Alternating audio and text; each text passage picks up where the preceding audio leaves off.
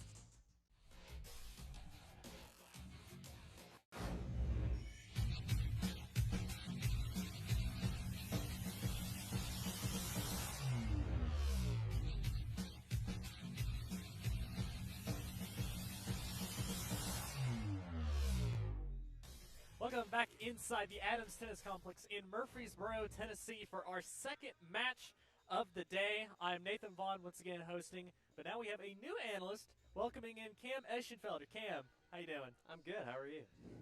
Cam, you just joined by us. You missed our first match of the day, which saw Middle Tennessee State defeat Austin Peay 4-2, but I'm glad you are here with us for the second and probably the more interesting of the matchups today, because MTSU, the women's tennis team, they're going to be taking on Xavier. The Musketeers, they're coming down from Cincinnati, Ohio. And today they're going to be taking on the Blue Raiders in our second match again of the day. So let's talk a little bit about the Musketeers. They are I think needless to say, a slightly better team than Austin Peay. And Austin Peay was a good team, and they gave MTSU a really tough outing in our first match. But Xavier, on that next level, 6-1 record this year. Their lone loss, a 5-2 defeat at the hands of the Hokies of Virginia Tech. And, Cam, these are two teams that have met each other in the past, 2018 and 2019. They have split that series 1-1. 2018 was a win for MTSU, and in 2019, Xavier got them back. And I'm pretty sure they were planned to play in 2020, but obviously robbed of that because of coronavirus. But Cam, what are your first thoughts on Xavier? I mean, they're a solid team. I definitely think you're right. I think they're going to be a little bit more of an interesting match that we saw from today. I really want to talk about that doubles point that we can't really seem to find from MTSU. Right. Yeah. What do you have to say about that? I mean, we saw it earlier in the first match where the doubles point, MTSU had advantage. They had leads on all three courts. They were able to close out one, but not the other two, and they were up 4-0 on court one doubles, and then lost 6 straight games to drop that doubles point. Now they did bounce back at singles. They won 4 singles matches pretty easily. A 6-0, 6-0 by Love Star Alexis, and then I think it was 6-1, 6-4 or something to that effect when they defeated Muskan Gupta on number 4 court singles. So that doubles point I think is going to be really crucial. And here's someone that doesn't want that doubles point to go in favor of MTSU. We actually have a very special guest. It's Doug Matthews. He's the head coach of Xavier Women's Tennis. Coach Matthews, how you doing? Doing well. Thanks for putting this whole production together. This is exciting. Absolutely. Well, we're happy to bring you in. Well, Coach, we've went through a couple of the things that have made you guys really interesting. You guys have a pretty solid record on the year, 6-1. That lone loss to Virginia Tech. But you've picked up some pretty good wins. I saw you guys took on Lipscomb yesterday. How did you feel that match went? Yeah, it was a good match. First road win of the season for us there. So always good to get that one under our belt. And we were playing late into the evening. We started at 7 p.m. on 4 courts, so we finished at about 10:45 p.m. last night. So I was ready to fall asleep, and the team was just getting going. They're more night owls than I am. Absolutely. Well, for most of us that haven't seen your team play either this year or in the past, tell us a little bit about the identity of your team.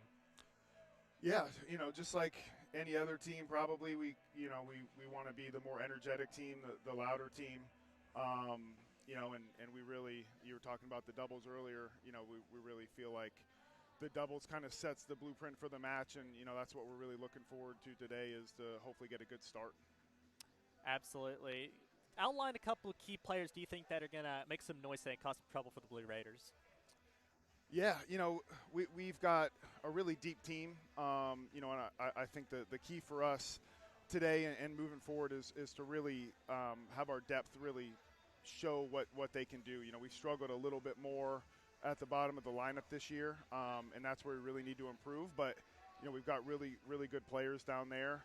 So early in the season, I would say the top of the lineup has kind of stolen the show. Kat Lyman, she's listed at number 2 today. She's undefeated on the season in singles, so she's been really, really strong. And Amir Kyle, number 1, she's I think lost 1 match as well. Anna Roggenberg at 3, and freshman Amani Graham at 4 has been really solid playing 3 and 4 this season. So we've really been led by our top 4, and really excited to see 5 and 6 show what they can do, because I know that they can play better, and those are 2 points that we're really going to be looking for today. Yeah, absolutely. And NMT seems to be a team that plays from more of the bottom and middle of the lineup, so that should be a very interesting matchup. Is which team's strengths prevail. I want to talk to you a little bit about the season that you guys have here. Got a really interesting schedule against some couple Big East teams. I see teams like DePaul. I see teams like Dayton, Louisville that are coming up on your schedule. Even a team that Butler, that MTSU played and beat down the line. What's your expectations for this season for your team? Yeah, we start every season, and our number 1 goal is to win the Big East championship. Get that at-large bid into the NCAA tournament. And, since we've been in the Big East for 7 years now, we've been a top 3 team every year, won the conference in 2016. So, 2019 we were Big East runner-up. And, that's number 1. We want to win the conference, and, this is our last real chance to play well in the non-conference before, we play DePaul next weekend, and they're always, a team that's at the top of the conference. So that's going to be a huge match for us to get conference play started. Yeah, absolutely. All right, one last question I have for you, Coach. You're facing a team that already had a match today. They did end up winning it. Do you think there's any advantages that you guys can get? Have you kind of taken a peek at anything that MTSU did earlier this morning, or what is your thoughts on that? Yeah, it can work out in our favor or against us. I know it was a fairly competitive match. We were hoping it was going to go a little bit longer, to be honest with you.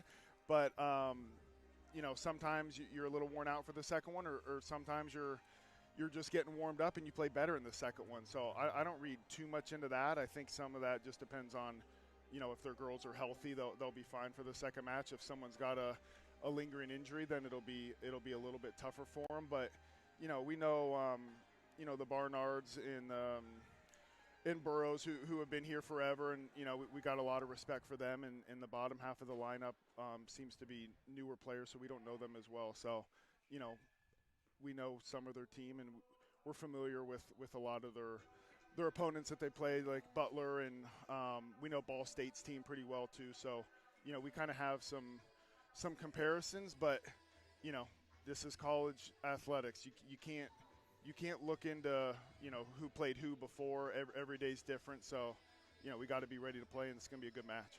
Absolutely, Coach. Thank you so much for joining us. We wish you luck today and moving forward in the season. Thank you. So Thanks much. a lot for having me. Absolutely. Again, that was Doug Matthews, head coach at Xavier. And a lot of interesting little tidbits I picked up there. It kind of matches up with my thoughts on the team, Cam, that they're a very strong team. But we're going to have really quickly now another perspective of how they think the match is going to go. We have Coach Bailey Duvall, who's about to join us in just a second. She's going to talk to us about her ideas of how today's match is going to go. Coach, how you feeling? Feeling all right. Feeling good. Well, you're back here again. Obviously, a win earlier in the match. You guys got some grub in there. You kind of ate all up with us here at the top, and now it's go time again after about 2.5 hours or so. So what's kind of your team talk to this team ahead of the match? The team talk really is, if we play like the way we play in practice, with our confidence level high, there's a really good chance we'll win. So I think we need to believe and know how good we are and go out with no remorse, basically in this match here this afternoon. I really want to ask about that doubles point. Is that like a big focus point for your team coming into this match? It's a focus point, but I try to balance out how much pressure I put on it, and knowing that we still have singles and we have a good chance of winning. But we like to look ahead. Our ultimate goal is to be performing well at the end of April, and we can't take forever to get to that point mentally. And so we have these matches before conference play that can help us prepare for that. And in my opinion, I think we need to kind of get it like now so that we get more practice with this mentality, so that by the time we get over to North Texas, that we're feeling pretty good about ourselves and our abilities to compete well and win in doubles. Yeah, I'm pretty sure that the match against Austin Peay was actually the middle game. That was it. So you guys are now technically in the second half of your season. What are your thoughts now that you've kind of crossed this threshold, and what are your goals for this second half of the season? The goal obviously is to win more. I know we're 5-5 now. We still have competitive matches, but as long as we've gotten over to the hump mentally and strategically with some of our players that really needed it, and I think we should be in good shape coming out with those wins. How do you think we stack up against this Xavier team? 2 years ago it was a 4-3 match, so it's competitive. It's going to be another one of those nail biters, in my opinion, that we've had where we might go back and forth, and it's the toughest mentally person or team. They're going to come out on top. Yeah, absolutely. Well, one last thing I want to ask. When we were interviewing Coach Matthews, who thankfully stopped by and talked to us, he said that a lot of the strength of his team was in that top 3, top 4 of his lineup, and that the bottom of the lineup was what he's trying to figure out. Your team seems to succeed a lot from the bottom of the lineup, and the top of the lineup can kind of be a bit of a coin flip at a time. Do you think this is a matchup between your all strengths and their all strengths, and see who comes out on top? I think it is. I think that's exactly what it is. A couple years ago when we played them, it came down to the 4 singles, and we battled back and forth in different parts of the lineup. I think that's the case. I think he's right. I know he's top strong. I think his bottom is still going to be solid and pretty steady, so it's still going to be a tough match. But I know getting the twins and Lydia kind of firing, early off is going to be key. to us being successful there as well. Yeah, Lee and Zani obviously doing really well in that early match against Austin Peay. Coach, thank you so much for joining us again today, and we hopefully will talk to you again in the post-game interview if we go 2 for 2 with victory interviews. So, To go.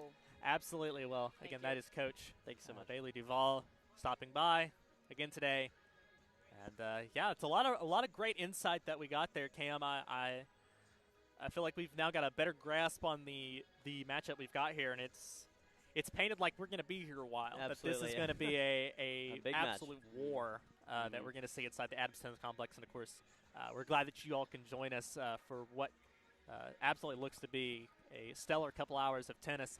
We've got about 15 minutes, give or take, until we have our first start at doubles. And it looks like from what I'm seeing from the matchups that we've been given on the cards here, that it's going to be very similar to what we saw earlier today when it comes to that doubles lineup, because from the doubles lineup we have right now, it looks like Lee Barnard and Lydia Burrows are going to start once again at number 1 doubles. That's how it seems to have been the last couple of matches out. That seems to be ironclad. Now, even though they had a bit of a collapse earlier today against Austin Peay, it looks like Coach Bailey Duvall has faith, and I can't necessarily knock it. They were up 4-0 against a very good doubles team. They just kind of lost that bit of a confidence and it got away from them. And they'll be taking on, as Coach Matthews from Xavier pointed out, Amir Kyle, Caitlin Ruther.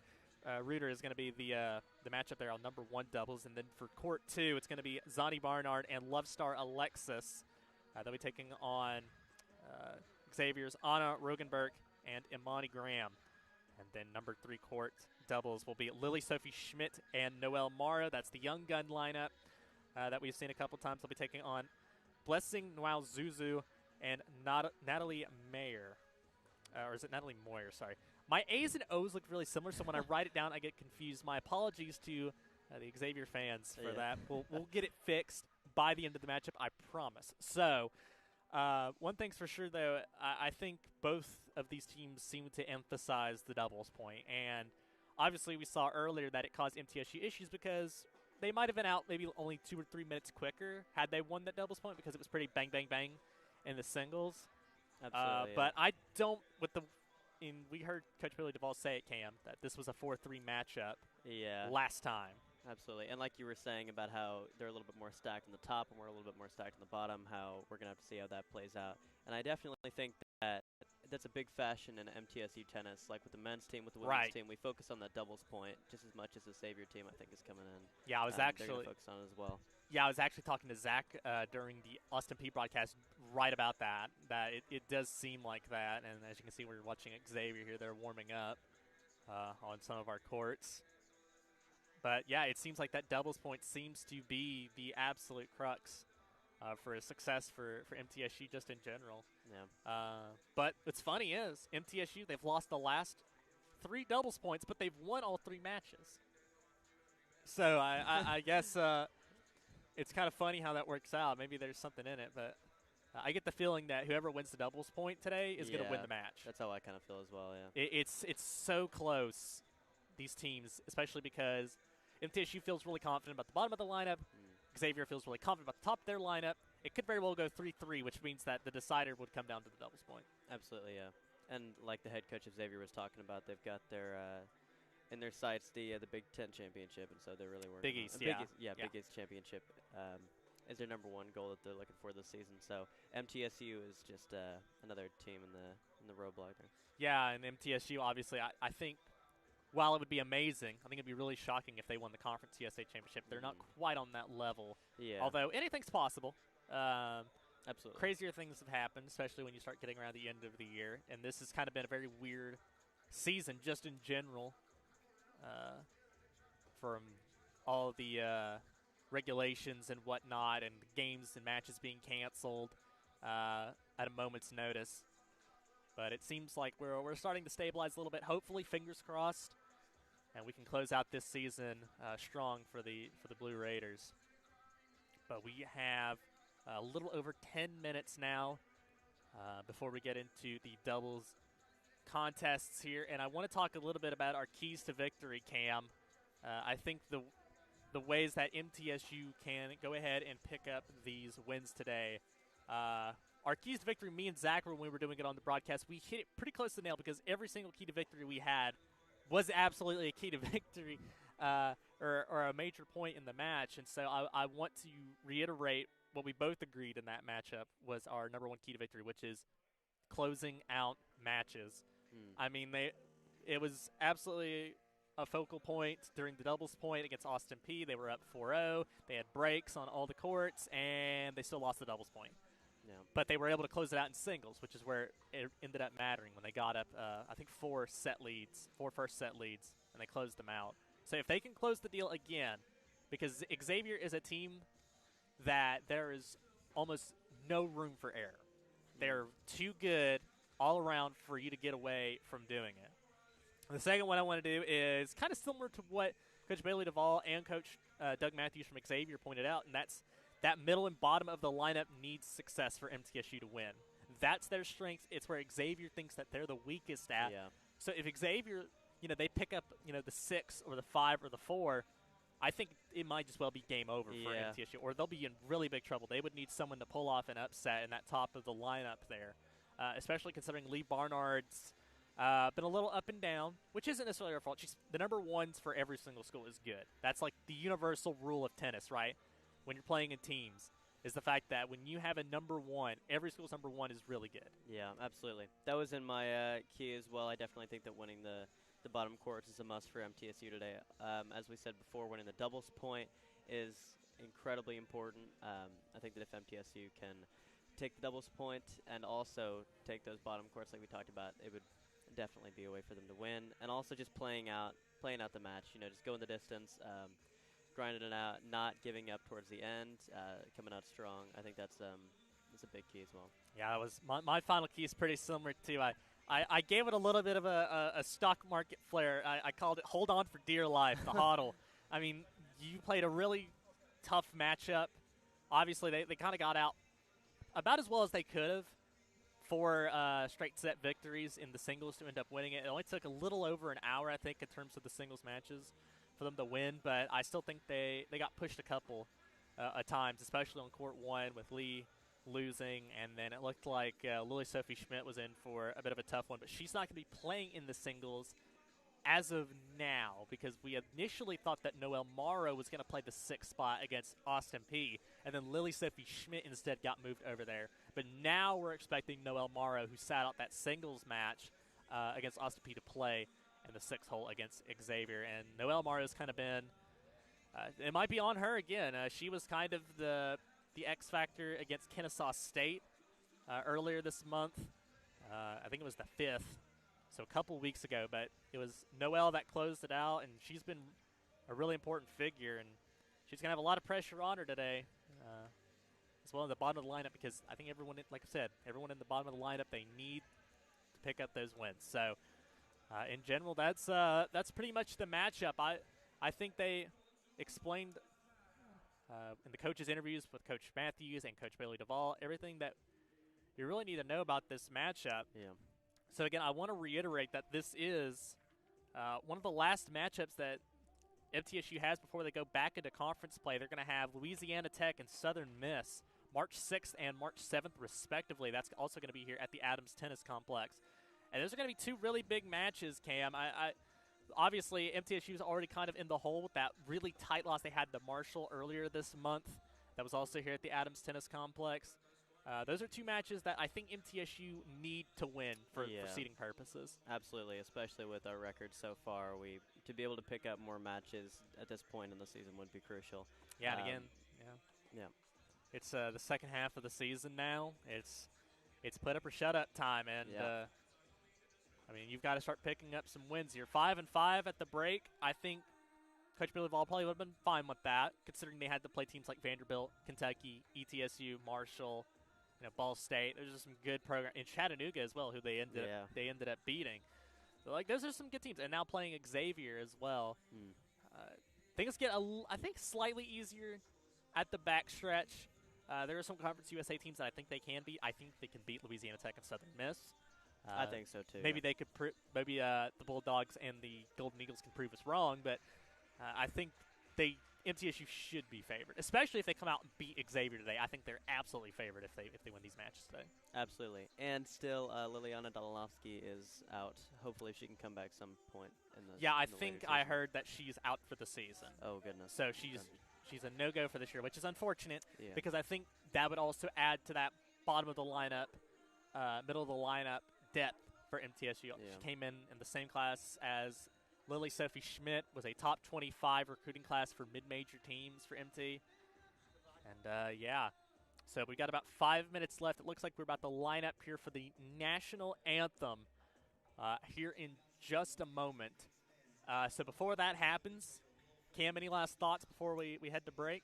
No, I definitely just think the keys to the victory is that's a big one that I want to talk about for sure. With the doubles point, bottom of the roster, picking up those matches and grinding out, I think those were definitely the things that we wanted to go over. Absolutely. So, again, MTSU, the Lady Raiders, their second match of the day, taking on a very strong Xavier team that's going to be coming up here on MTN Sports. We're going to take a short break, and we'll be back with the start of doubles. This is MTN coverage of Blue Raider Tennis on CUSA.TV. We'll be right back.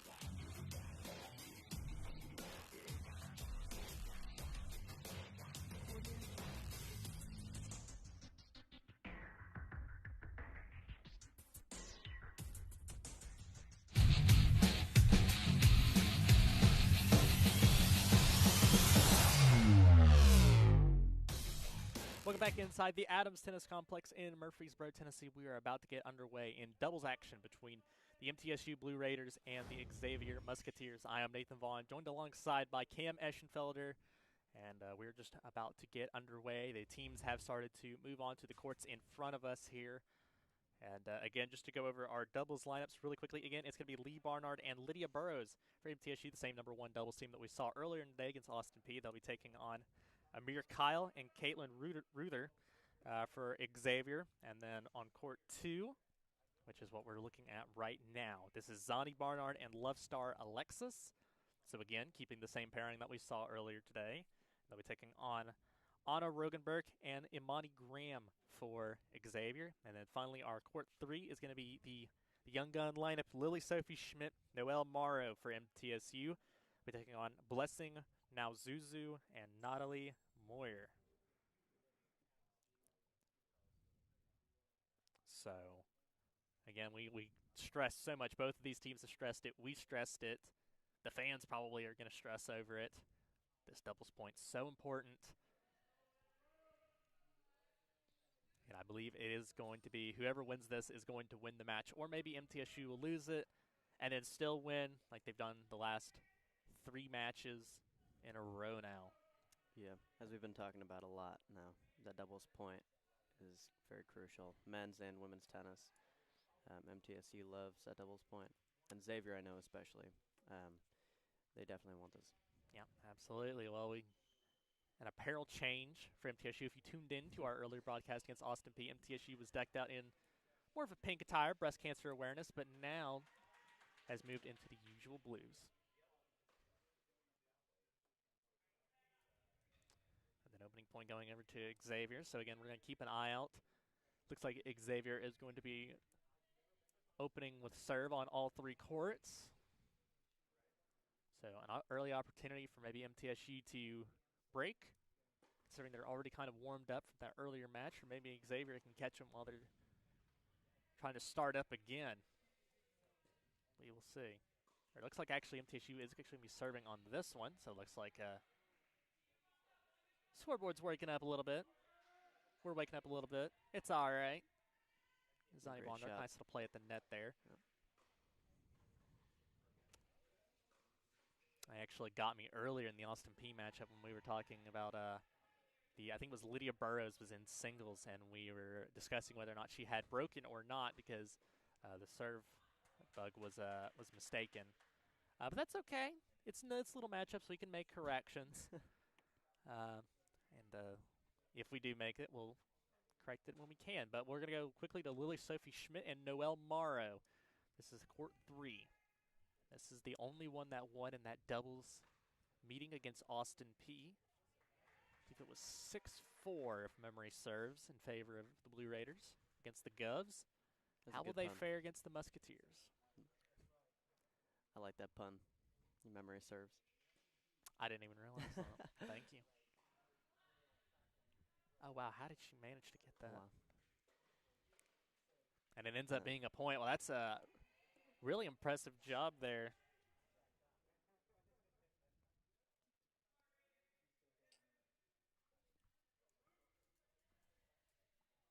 I wonder, has there maybe been a change in this lineup? That doesn't necessarily look like who I was thinking. We'll have to get it in. Maybe I am mistaken. I don't know. We'll double check for you. See if there has been a change in the doubles lineup or not. Is great point there by Lily Sophie Schmidt.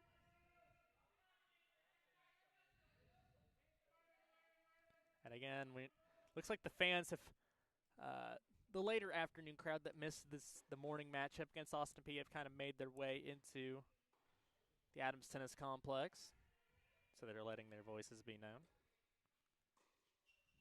Just out there.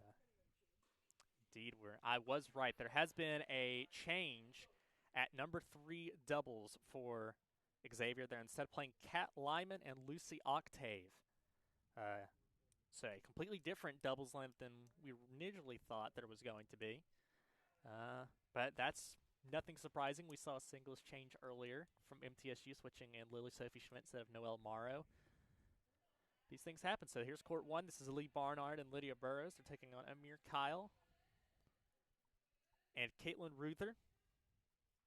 So that one stayed the same. And Anna Rogenberg and Amani Graham are still on court two. So it was only that. That's our only change from the one that was written down. Let me see if I can check any other changes in singles. Just checking real quick. As it looks like everyone's on serve. Court 3, court 2 is on serve at the moment. So nothing big changing. So this is court 2. Zani Barnard, Love Star Alexis taking on Anna Rogenberg and Amani Graham for Xavier. That one long for Zani. But yeah, you always scramble when someone makes a bit of an 11th hour decision to switch some players around. But just double checking, it looks like everything's remained the same in singles so far. But of course, they can also just change that at the last second if they so desire. But yeah, we have the lineups corrected now.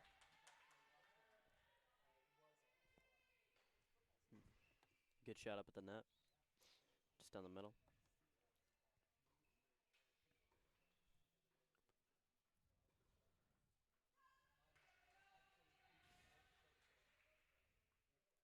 So again, Xavier in the white and sort of a navy dark blue, and then MTSU in the true blue.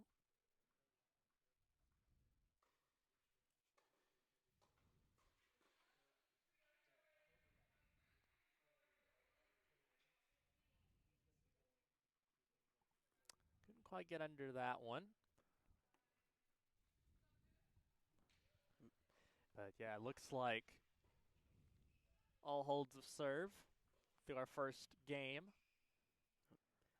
A bit different than how we started doubles against Austin P. It was pretty much everyone broke instantly and then went back and forth for a little while until it kind of mellowed out towards the end of the game. Do you find that often happens in your doubles matches, Cam? Yeah, most times. Is it just more of a thing of just kind of warming up, kind of getting used to surfing now that you're actually in a match and not hitting? Yeah, I definitely think so. Right now it looks like there's a bit of a weaker second serve from the Xavier team that we need to take more advantage of.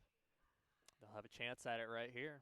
Like you said, let's see if Zani Barnard that's going to get a racket on it first.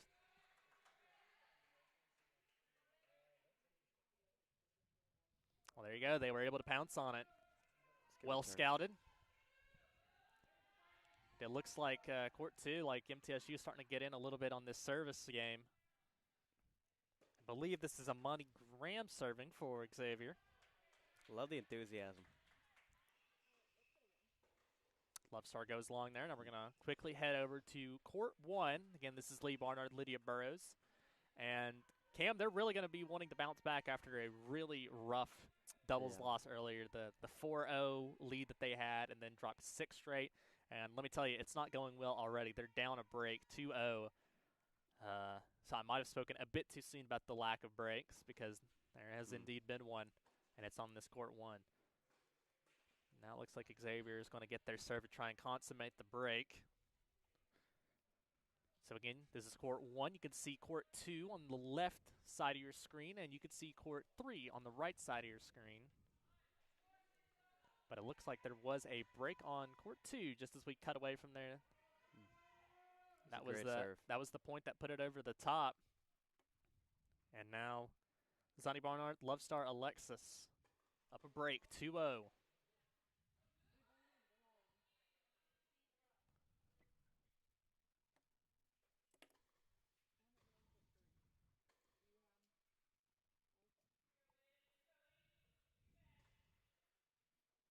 Just a bit of a wide serve there. Serve not quite working right there. Kind of opens the door a little bit for MT to try and break back and neutralize that break. And that would be a really big windfall for them. And I think that would probably give a little bit of confidence. That first game's always the hardest, it feels like, Cam. Absolutely, because you're trying to warm into it, learn your opponents. And in college, there's no warm-ups with your opponent. You warm up with yourself. So that first game is when you initially learn how they're going to play, especially in this doubles. In doubles is when you learn about these opponents, and if you eventually go to play singles against them, and you have to know their strengths, their weaknesses, what you can do against them to win in that singles match as well. Yep. Well, Sophie Schmidt and Noelle Morrow held serve, so it's 1-1 on court 3. That seems to be the one that's standing true so far, but like I said, Xavier with the break here on court 1, but MTSU with the break on court 2. So basically, we're all evens. Yeah.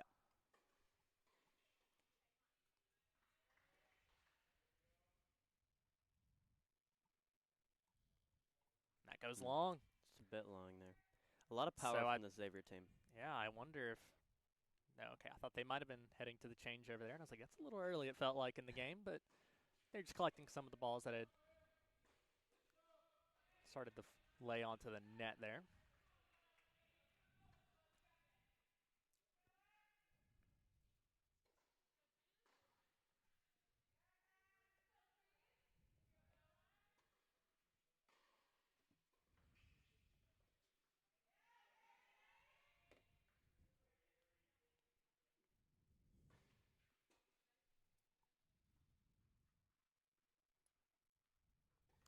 I believe you heard 40-30 the call. The chair umpire. So again, MTSU, they're deep into the service game. They just need 2 points and they'll be able to pull it out. But again, Xavier just need the one. And that is their serve. Big point right here. This could be a very decisive moment in this double point.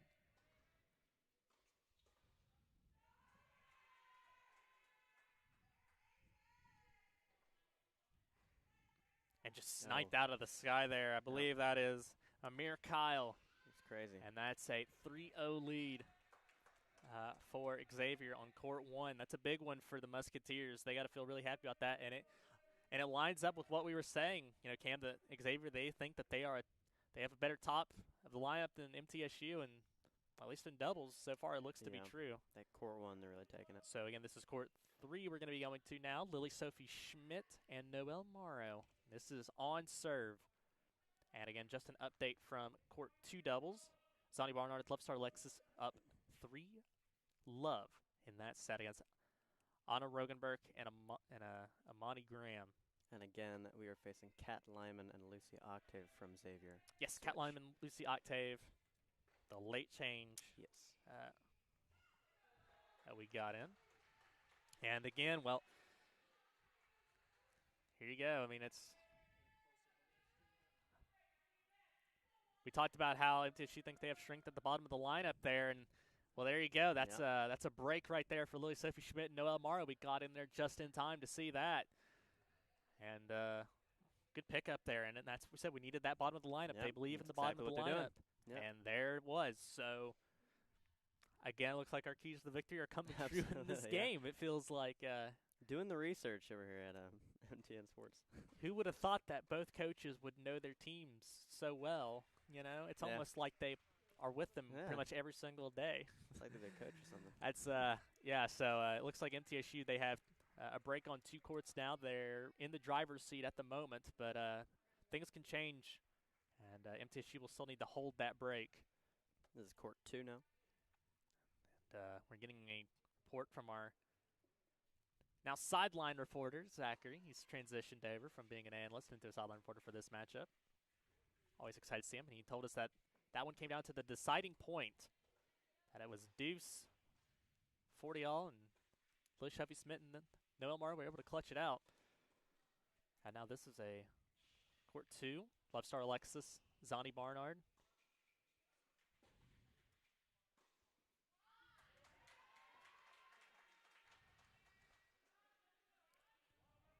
Wow. What a pass. Yeah, I think Goodness. I think Zonnie's frustrated about that, but she probably just gives a clap like, yeah, not much I could have done there. Yeah, she's smiling. She's like, well, I can't do anything about that. Yeah. This is a big service game right now for, I believe this is Anna Rogenberg that's serving right now for Xavier. They're down 3-love in this match. Got to find a way to get at least one on the board and then go from there.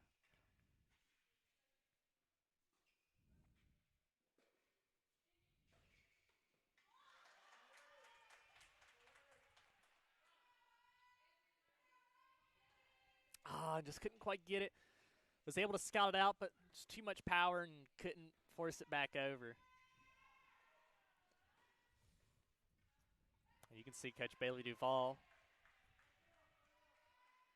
seems to be focused on this one. I think she realizes how important it is because Love Star Alexis, again, has been feeling it. The 6-0, 6-0 earlier today was, and again, you do not see that very often. She was the POG player of the game against Austin Peay. And they're going to want her to get started early, and it looks like she's continuing her trend.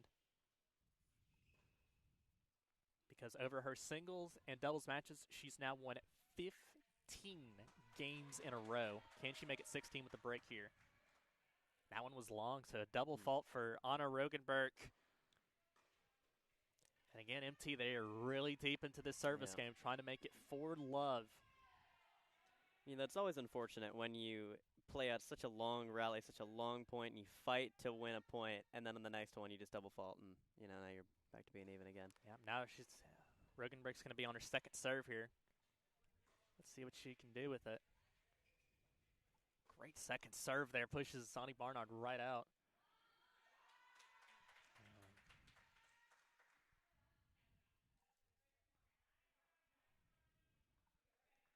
Oh my goodness, Wow. has that made its way in? Oh, and Xavier called it just out. Calls it out, and chair umpire had a better look at it than we did and lets it go. So I suppose it was, but man, that was close. Xavier's been making a living right now. It seems like that net with those little dinks. They just getting it over, and MT just hasn't been able to respond in kind as well. And, well, just as I say, the stat line, she had won 15 games in a row. It is now broken as Xavier. That was the point that got them on the board now. So it's going to be up to MT to try and hold serve here. As Lee Barnard and Lydia Burrows broken again. So it's 4-0 now in favor of Xavier on court one.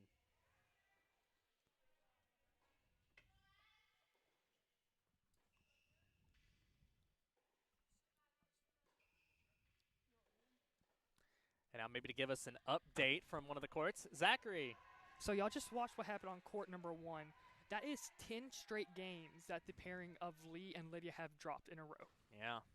And it's funny because we had just said Love Star Alexis had won 15 games in a row in hers until she just dropped it.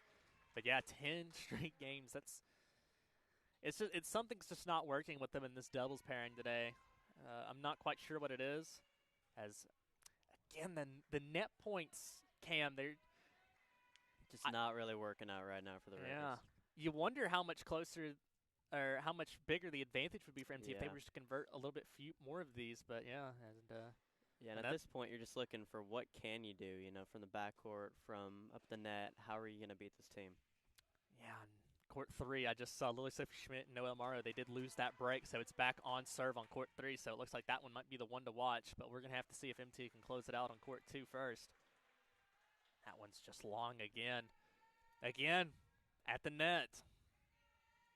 I think Xavier thinks they have a pathway to success now. They are deep into the service game now of MT, and they've got a chance to remove the break and get it back on serve. And considering that court 1 seems very much in favor of the Musketeers, this is a very crucial service game right now. For not just the doubles point or this match, but for overall. This very well could be one of the deciders. But there you go. That's what they need right there. That's the kind of net game that you want to see from the Raiders. Snapped right on it. But that one was, to be fair, it's an easy one, but you take the easy ones. Yeah.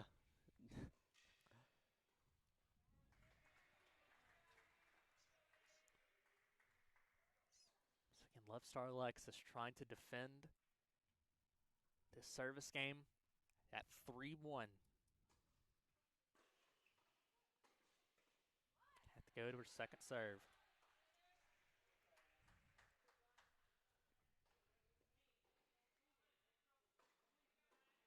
Oh, and there's one that bounced in favor of them right there.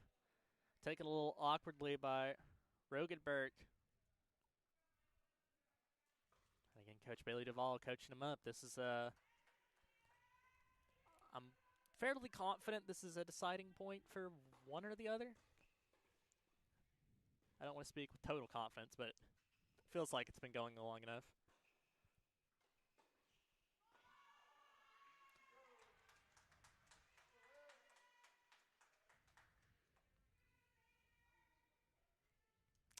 And just couldn't get it down.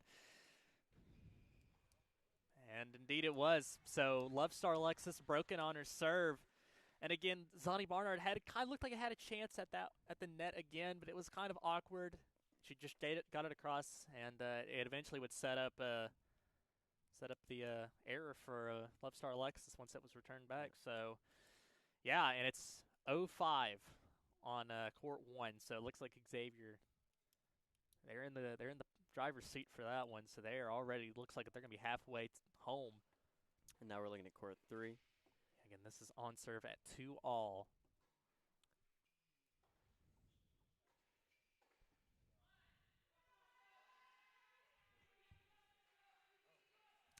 And just couldn't quite put it away. Went right into the net. This MTSU team facing against Kat Lyman and Lucy Octave. Lucy Octave being the only non-American on the Xavier team, coming from Northern Ireland. Yeah, it's very rare you see that. Because it's funny because MT, Yeah, it's everyone except Noel Morrow yeah. is foreign. The whole United Nations at MT. Yeah. But Cam, it looks like I feel like I'm watching the same match that I saw earlier today all over again because, again, MT, they got that advantage on court 2, court 3. They lose it, and now all of a sudden Xavier is kind of feel like they're having an advantage now. They just can't seem to really hold on. I mean, breaks happen. You trade breaks happen all the time in college. That's normal. But eventually you have to hold on to one, and it feels like MT lets them go a lot in doubles. Yeah. So it looks like this one's heading to change over, and it looks like let's go take a peek at court 1. So again, this one on the brink now. Lee Barnard and Lydia Burrows are serving to stay in the match. They are down 5-0, and it'll be Lydia Burrows serving. Well, a good serve there. Two-eyed return there from the back end.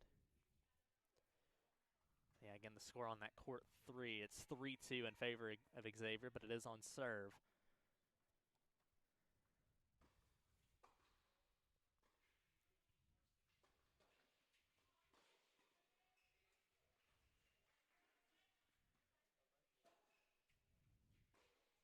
That one's long.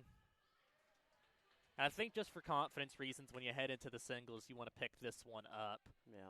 Which they were able to do. Both Lee wasn't really able to bounce back. She had a couple of shots at it in her number 1 singles match, but she ended up dropping that in straights. But Lydia was able to bounce back really well in her matchup and was able to pick up a straight sets victory that would lead to an MT win over the Governors of Austin P. But crazier things have happened, and Just wide there both times. Double fault. it just seems to how it's going for this team in doubles, and I almost wonder.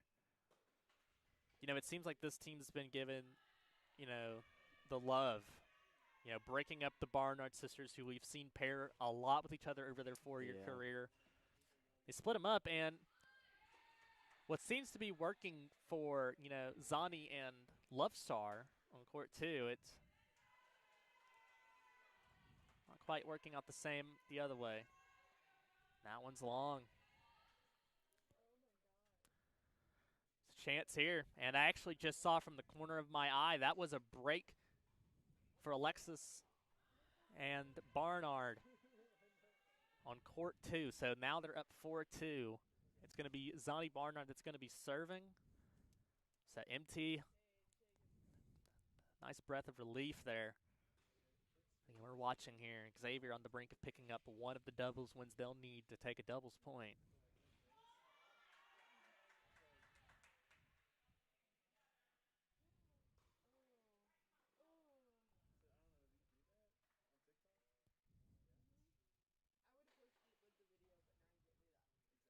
the net there.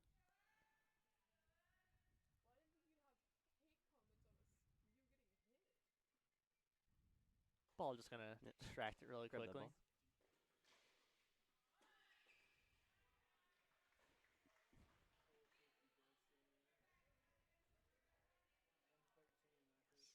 Forces it out. So MTSU, they're now on the board in this number 1 doubles, but they are still down 5-1. So a lot of chances for Xavier to serve it out. And now I almost wonder if we can go check up on court 2. Left Star Alexis and Zani Barnard maybe, because they're at 4-2 with Zani serving. Again, that's on the left side of your screen. Still on 1 at the moment, though.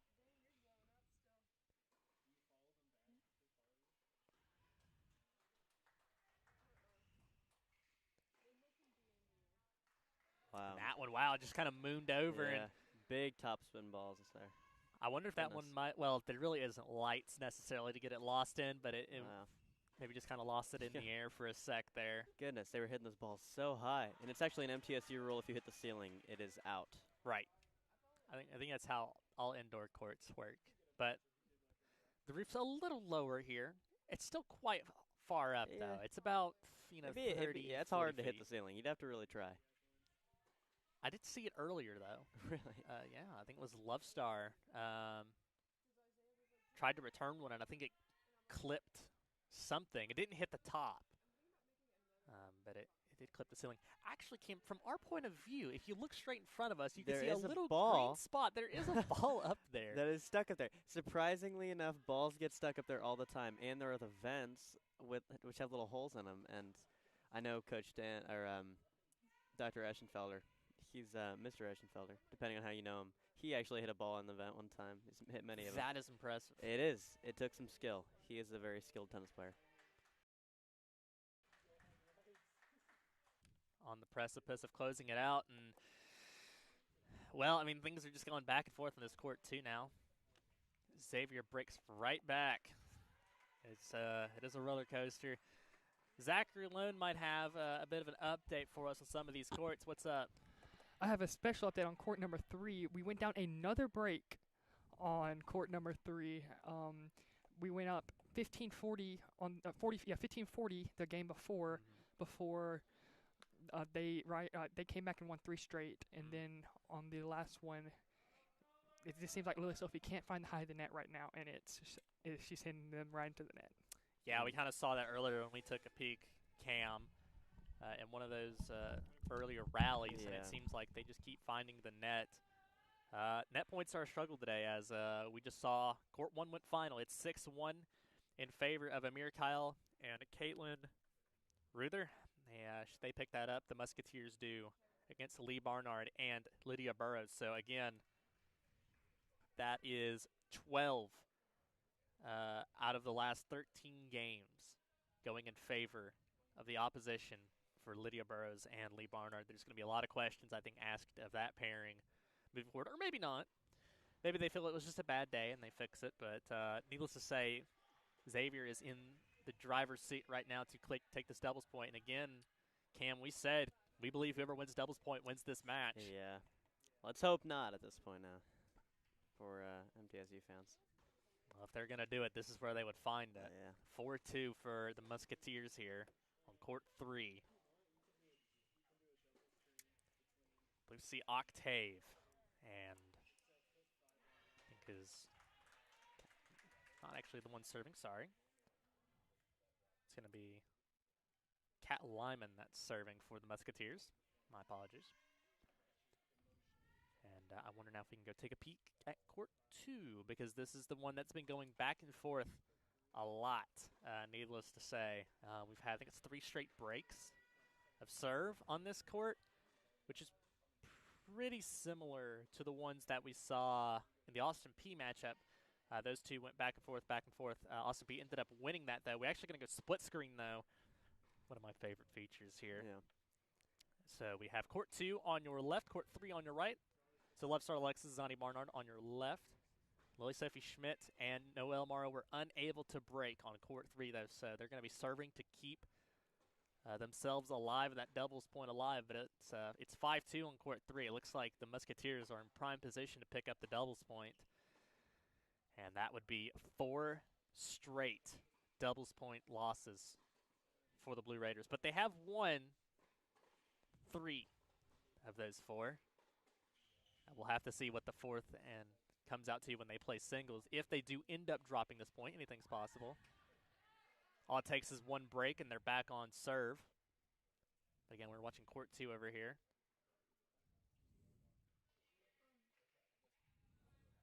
That one goes long. That's great. Love Star really pushing that backcourt. If they break here, Love Star Alexis and Lee Barnard, they would be up 5-3, and they would have a chance to put it at 1-all. But still, that would force the pressure because that young gun lineup, Lily Sophie Schmidt and Noelle Morrow, they have to win 3 straight games. But I think the story of this doubles point has been the net play, Cam. And it just seems that the Musketeers are the superior team when it comes to handling plays at the net here. Yeah. That one went long, though. Commentary curse striking there in favor of the Blue Raiders, which, considering the amount of times I jinxed them against Austin P, I think Blue Raider fans are going to be happy about. Yeah. Let's keep to a minimum, I guess, this stream. So again, Noelle Morrow, Lily Sophie Schmidt serving at 2-5. They need this to keep this match alive.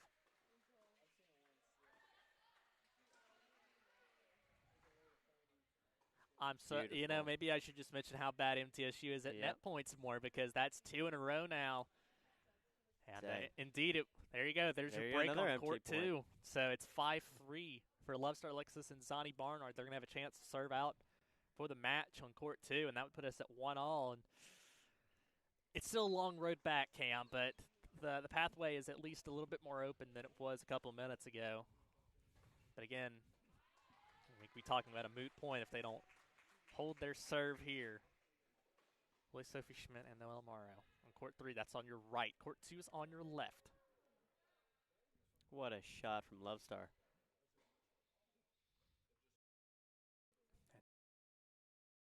Just long for Noelle.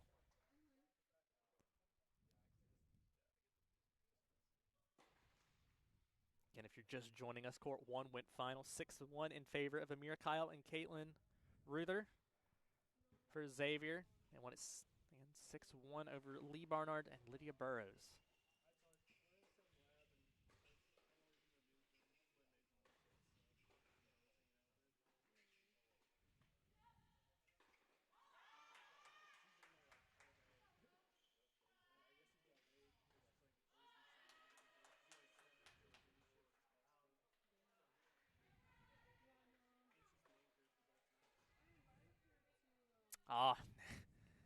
Hits Lily Sophie Schmidt. Perfectly legal, although probably not the best of manners, but point to point. And again, net points, Cam. It's Xavier seems to be taking the most of theirs. Absolutely, yeah.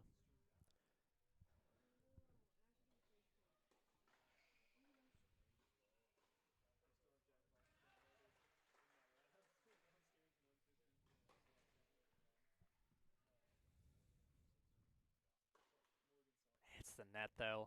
Good break for the Blue Raiders. This is probably going to end up being a pretty quick doubles point overall, though, Cam. It's only been around 30 minutes.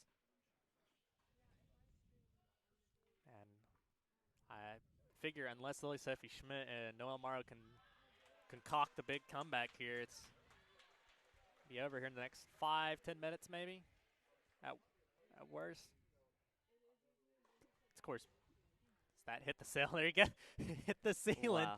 There you go. Well, that's one way to hold your serve, and that might be a big confidence booster. But now's when the test really starts, because Xavier's going to be serving for the set and the doubles point right here on court 3. This is Kat Lyman and Lucy Octave against Noelle Morrow, Lily Sophie Schmidt.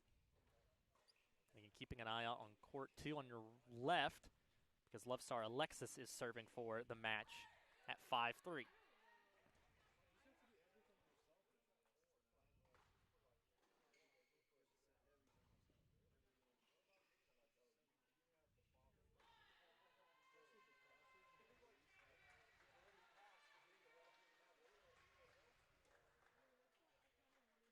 Oh, and it's just went out.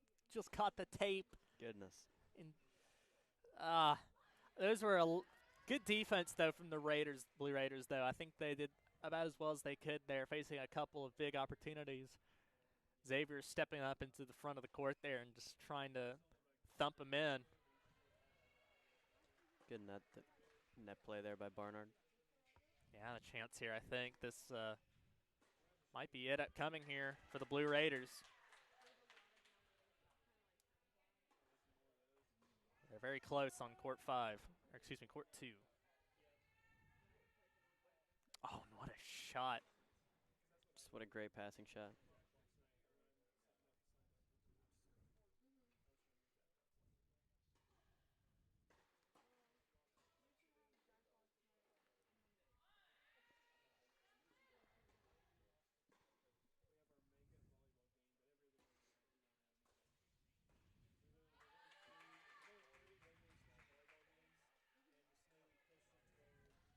Again, very close to match point here for the Raiders on court 2. That's on your left. And that's one way to win it right there. Yep, Zani Barnard, Love Star Alexis will take court 2 doubles 6-3 over Anna Rogenberg and Imani Graham. So we're all tied 1-1. So everybody switches over to our right side here to court 3. This is Lily Sophie Schmidt, Noelle Morrow against Xavier's Lucy Octave and Kat Lyman. Yep, comes down to this one. That's a big win on court 2. And if we can clutch we it up here. We have match points here for Xavier for the doubles point. And just goes long, and that's the story of it. That is indeed. So Octave and Lyman will take it 6-3. And well, Cam, there it is. It is the doubles point going in favor of the Musketeers, and we believe that's going to be a very, very important part of whoever wins this matchup here. And absolutely. The Musketeers strike. So, again, that is 4 straight matches now where the Blue Raiders have lost the doubles point. They've won the last 3. Can they make it 4, though? This might be their toughest test of that yet. But that is going to be it for doubles coverage. We are going to take a quick break here. And when we come back, we're going to have singles coverage. You're watching Blue Raider Tennis on CUSA.TV. This is MTN Sports.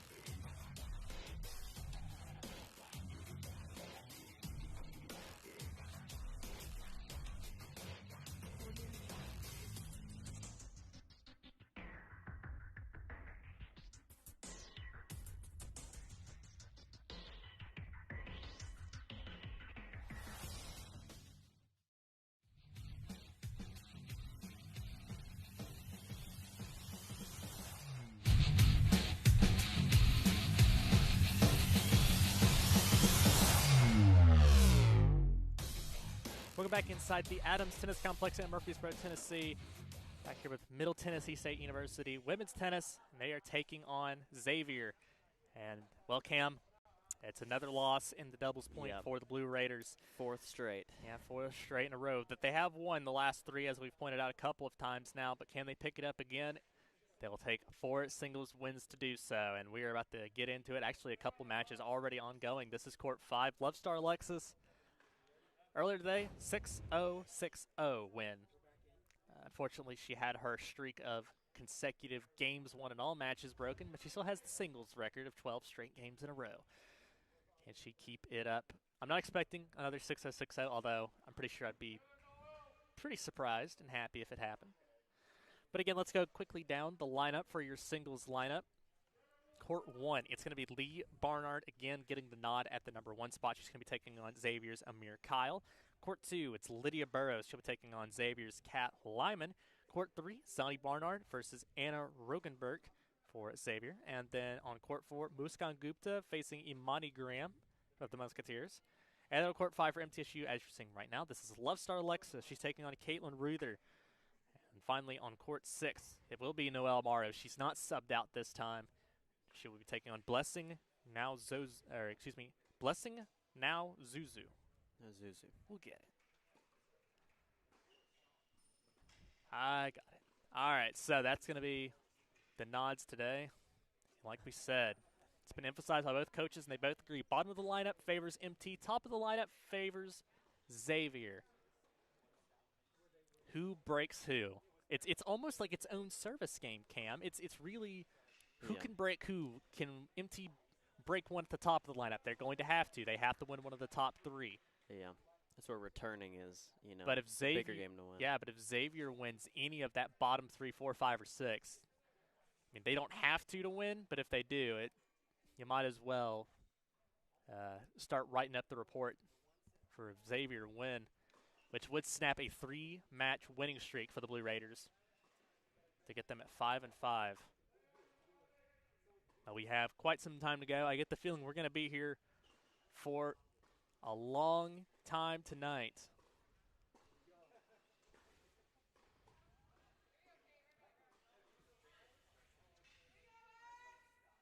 That one going along. So picking up the first one will be Love Star Lexus. The other one I saw earlier is that Amir Kyle has won her first service game against Lee Barnard. Held that one pretty easily, but everyone else still at 0-0. And we're going to go now to Court 3. This is Zani Barnard, and she's taking on Anna Rogenberg of the Musketeers. Zani was able to pick up a win earlier today against Austin P. One of 4 singles wins for the Raiders. And she did it in style. She had a really tough first set. Was able to piece it out, though, after missing a chance to win the set. Won the first set 7-5, and then immediately responded with a 6-0 in the second set to close that one out quickly. Be looking for that as well. See a couple of our men's team walking around the complex. They were here earlier warming up, and they're going to have their own doubleheader tomorrow, Cam. They're going to be taking on, I believe, Lipscomb, and then Tennessee State. TSU, I believe, is also going to be coming into Murfreesboro. So 2 of those games. And again, those will be broadcast here on MTN Sports and the Conference USA Network. So make sure to tune in tomorrow for that. Women were originally scheduled to play the Tigers, but that match was canceled. And that's why we have the setup we do today. So it's a hold of serve for Anna Rogenberg on Court 3. So nothing too surprising yet, but I get the feeling, Cam, that we're going to see some fireworks here soon. Yeah. Let's hope. So this is Court 1. Lee Barnard, she has had a rough go of it today. She has not won any of her 3 matches. Let's see if she can do it, though, against Amir let's see Kyle. if we can get the 4. And, man, what a win it would be for Lee Barnard, not only to win, but to win against Xavier's number 1 when we had Coach Doug Matthews of Xavier earlier on the show, and he's felt very confident about the top of his lineup. And that would be one of the big breaks we were talking about, Cam.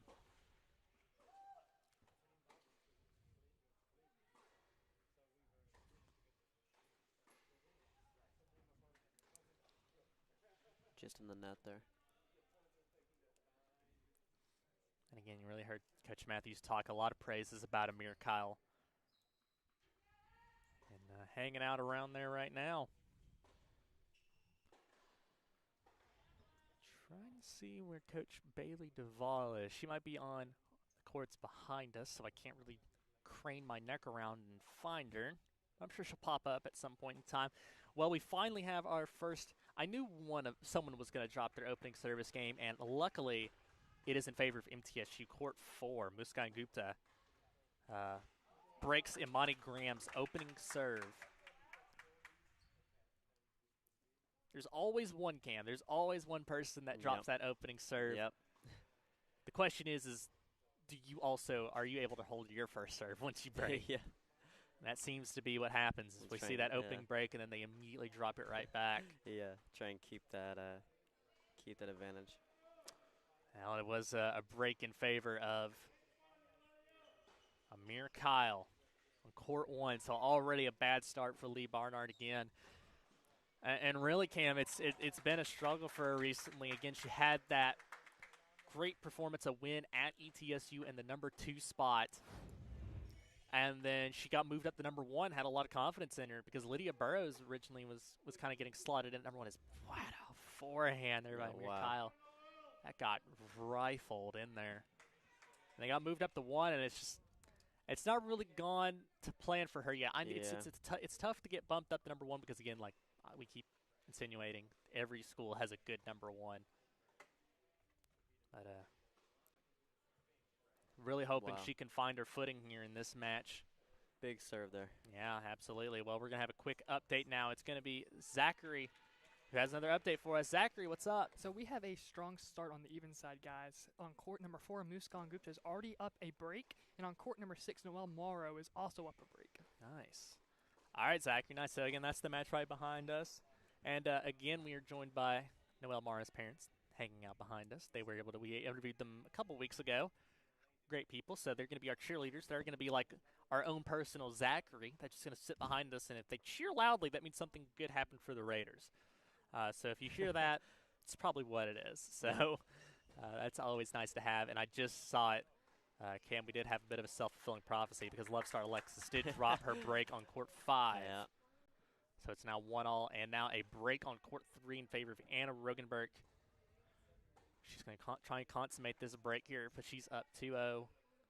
And it's kind of looking like we were told, right? So some early advantages on 4, 5, and 6 for MTSU. Advantages for Xavier so far on 1 and 3. Yep.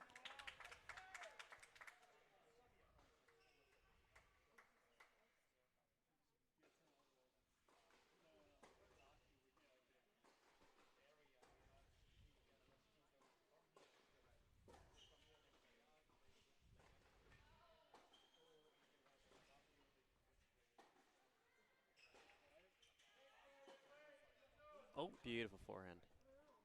I think she still got to that ball, though. Wow. I'm not sure what happened. I heard like a really skirting noise. She's kind of been hanging out in the corner there. I hope she didn't.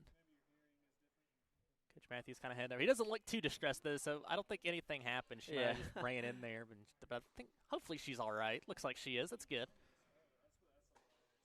But again, it's now been stretched to a 3-0. So Amir Kyle was able to consummate the break on court 1. So big advantage for the Musketeers at that number 1 spot.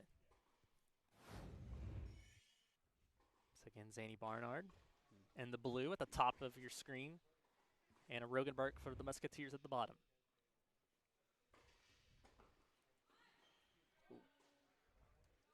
And that one just couldn't quite get enough mustard on it. You can see that ball hit a bit off the net. That can kind of mess with the mojo a little bit. Yeah. Well, Love Star Alexis held her serve on court 5. So 2-1. Still on serve, though, because remember, Caitlin Ruther was able to break. It's good to see Alexis holding one of her serves. It's a big serve there, using that Babylon Pier drive.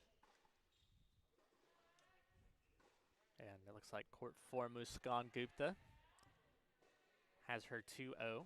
Just the break is held What a big over there. serve. Wow. That's a big That's serve two there. big serves. Goodness. And that is 3-0 now for Yeah. for Anna. So leads over on courts 1 and 3. And Mm. already, if those hang out, that's 3. That's 3 on the board already. Yeah. And that's why that doubles point's so important, Cam.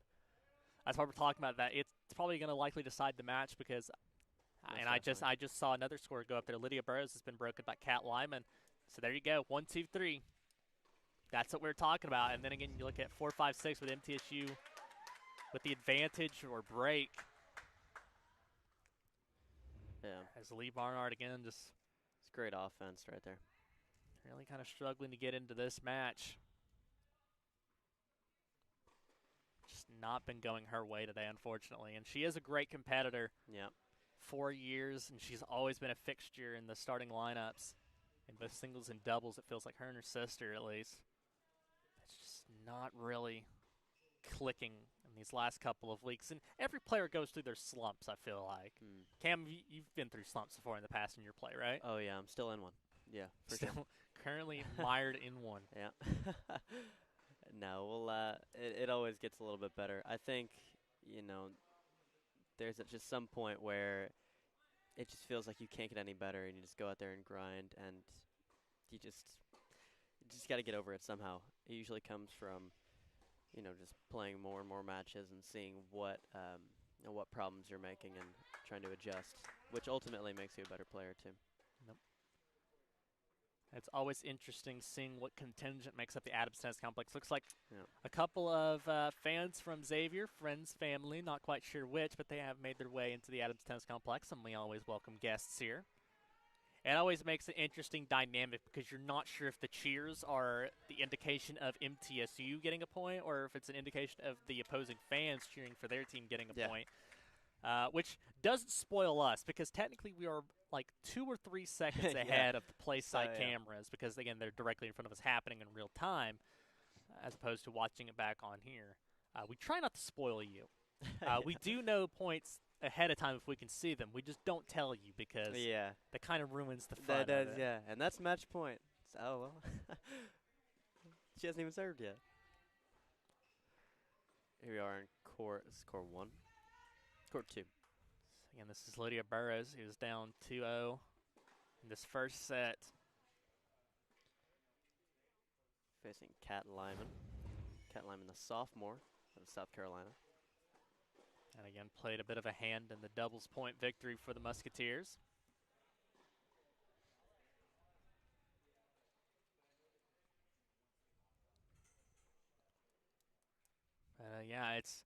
It's going to require something interesting. I just saw that Zani was able to hold her serve. She's on the board now, but unfortunately Lee, her sister, did not go the same way. Broken again. She's now down 4-love in that first set. And things are just not going the way of MT on these first 3 courts. As that one goes long for Lydia here on court 2.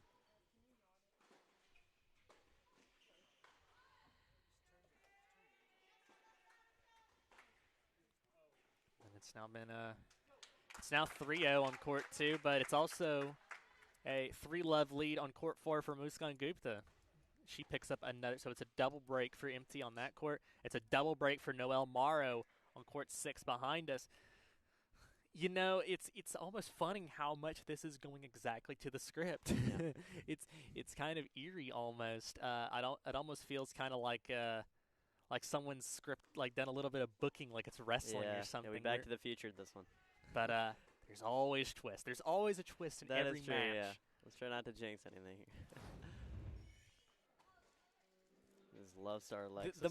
Maybe the more I emphasize how much the top courts are struggling, we can get another commentator's curse to strike for us. A man can dream, at least. That's for sure. Again, this is court 5, Love Star Alexis for MTSU. She's taking on Caitlin Ruther for the Musketeers.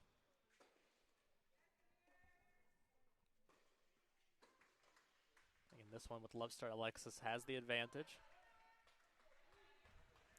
And flying in like a bat out of HE double hockey sticks, here comes Zachary Lone with another update. Zachary. Okay, guys, on 6, Noelle actually just went up another break. Yep. So she's starting to get in her get in the groove again. Wow. Absolutely, that's great to hear. And again, when she got pulled out of that match, we kind of suspected that it was likely because they wanted her in this matchup today against Xavier, and it's paying dividends right now. Again, the scoreboards 1, 2, and 3 are exactly the same, but reversed on Court 5 and 6 right now. Yep. It feels like the only thing Yep. is that Court 1 is definitely getting out of hand right now. It's now a 5-love lead for Amir Kyle for Xavier over Lee Barnard for MT. That set's pretty much over. I think Lee's just at this point going to pray that she can find a little bit of the confidence, find something, because those games are going quick, Cam. Absolutely. And this is Court 6 now. Yeah, so this Morrow. is Noelle Morrow, and again, we talk about her. She's been the X factor in a lot of wins this season for MT. Not in the Austin P one, although she did pick up a doubles win in that, although it didn't end up equaling a doubles point. So good. Just smashes that Wow. down, yeah. Amazing serve. Punched it over to the right side and then takes her out. And again, you got to feel really happy. Even though the scores would indicate that it won't end up being a win, you've got to be happy if you're an MTSU fan because this looks good for the future, right? Oh, yeah. Muskan Gupta, sophomore, at 4, up 3-0. You've got Love Star Alexis, sophomore, up 3-1 on Court 5. And then you've got Court 6, Noelle Morrow, sophomore, up 3-0 on Court 6.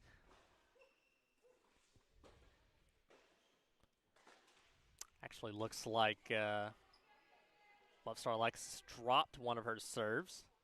So it's now down to 3-1.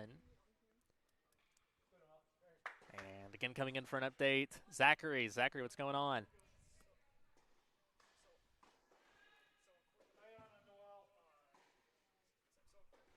Can you hear me? There, we go. There he goes. There we go. So on court number 3, Zani just got a break back Nice. after the Xavier girl called a ball out, but the chair umpire called it in for the game.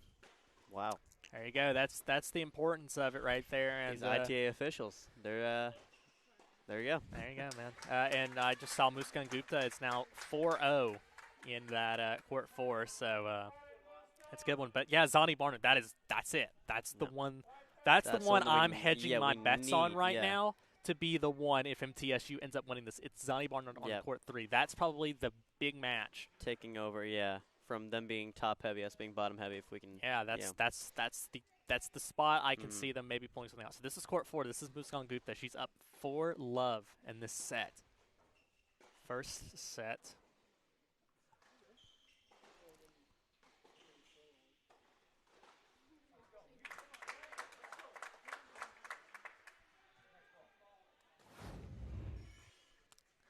Kind of shanks that one wide, but again, Cam, I would talk to Zachary during the Austin P matchup about how it seems every matchup we come in talking about how great Muskan is, and she's got a ton of potential, and she played so well at the beginning of the season against Vanderbilt, and then she went on a bit of a singles slump. She had a lot of really tough opponents, and it wasn't working out for her, but today she showed up.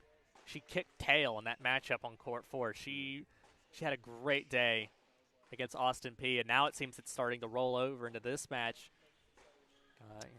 I think that's kind of the effect of playing a doubleheader where it's kind of bang bang. The people that were playing well earlier today are playing well again for the most part. Muskan Gupta is playing well. Alexis Lovestar is still playing well. Noelle Morrow is still playing well, even though they lost that doubles matchup. Noelle Morrow must have just done something very good because you can hear the fan base. And, yeah, I think it might have been, it looks like it was a hold. It must have been a big hold of serve on Court 6. So thank you to our courtside reporters behind us, the fans, the family of Noelle Morrow, who we always love having up here.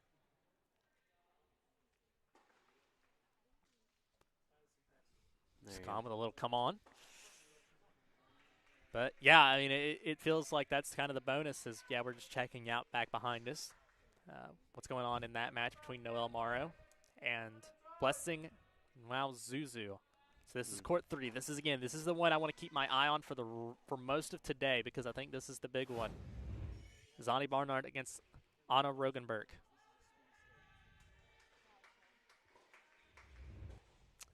pass just long.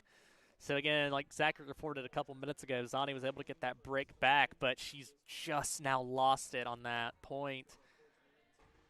So Zani was able to get back into it, but then immediately gives it up again, and it's a heartbreaker, Cam. So, I mean, like, what kind of goes through your mind as a player, Cam, when you get that break back and you're like, yeah, I'm back in the match, and then it just goes away, boom, like that? Yeah, I mean, the course of a match is always going to be a little bit, random. You can't really. You can try and control how it goes, but I think that when you get a break up, of course, in your head now, you can win this match. You can pull ahead. You can ultimately take the set. I think that when you start to get a little bit too confident, and that's when, if you start to lose more, that's when you start to break down even more, because now that confidence that you're having is, being broken down. 90% mental, 10% physical, it sometimes feels like, especially in college. And, well, that's unfortunate there. Double fault. Again, keeping an eye on it. Muskan Gupta is flying right now. Another break on court 4. That is now 5-love in favor of Muskan Gupta. Noelle Morrow's up 4-love on court 6. But this Alexis Lovestar match on court 5 is now back on serve. So Alexis Lovestar had a big advantage, and it's kind of gotten away from her. So definitely facing way more adversity on court 5 than she did earlier in that 6-0, 6-0.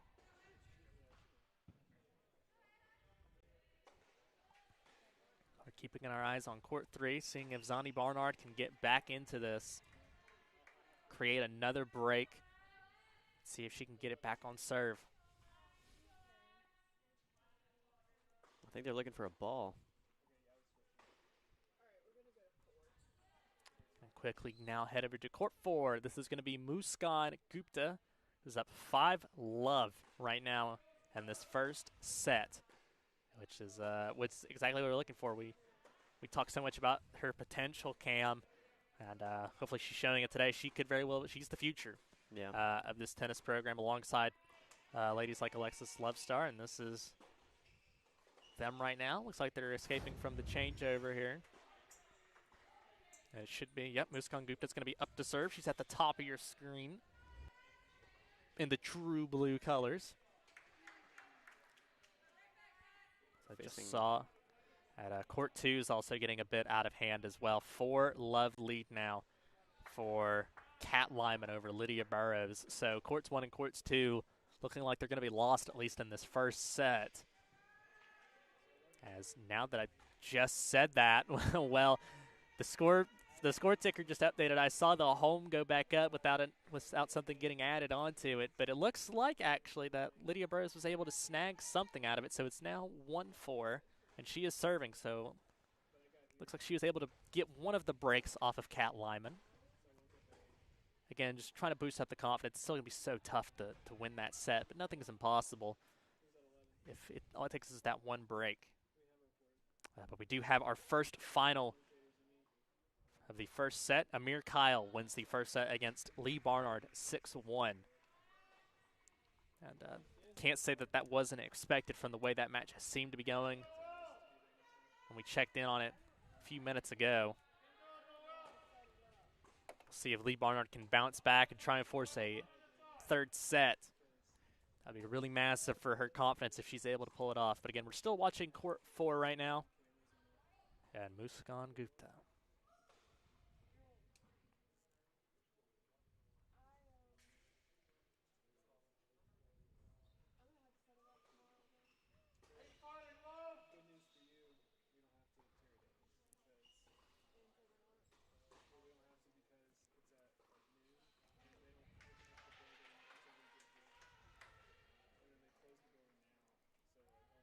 Wow.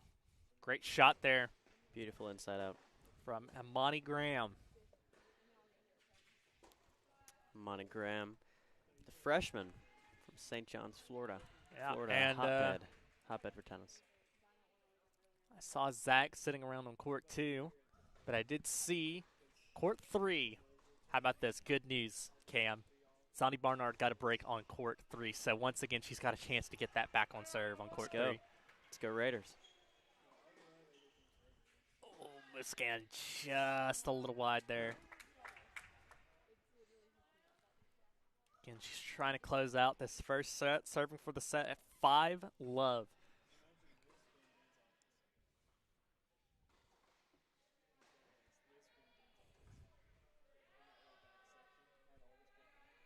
And just booms that one. No chance for the Xavier player.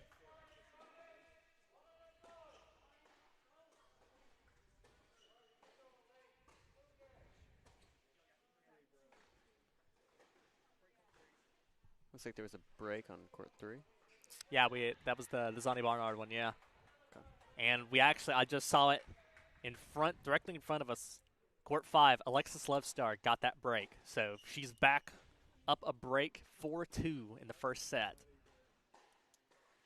And again, it's MTSU domination on the bottom of the scorecard, and then Xavier with the advantage at the top of the scoreboard. But Zani Barnard has a quote-unquote break, so to speak, if she's able to get that back on serve and somehow win that first set.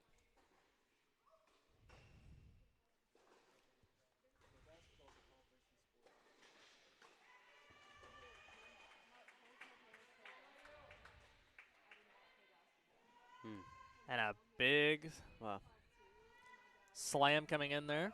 Just a beautiful forehand. Amani Graham's really gotten into this service game with Muskan Gupta now. So again, I think it's probably lost for Amani Graham. Always want to put probably, not is, because anything can happen. No jinxing, but might be safe to call. And there it is. That might have been it. Indeed it was. So there you go. 6-love. A bagel for Muskan Gupta in that first set, and that's going to be a big confidence booster for her. We'll see how she handles the second set in a bit, but that's our second set, first set, there we go, completion of the afternoon, and it's currently breaking 1-1. Court 1 going in favor of the Musketeers, and Court 4 going in favor of the Blue Raiders, and this is Court 3. Zani Bernard from MT. Still want to keep our eyes on this one. It's 3-4 with Zani Barnard serving. Facing Anna Roggenberg. I actually saw that Lee Barnard held her opening serve. She's up 1-0. Good to see. Hopefully putting up a good fight in this second set here. See if she can force a third. But we're still watching her sister Zani right now.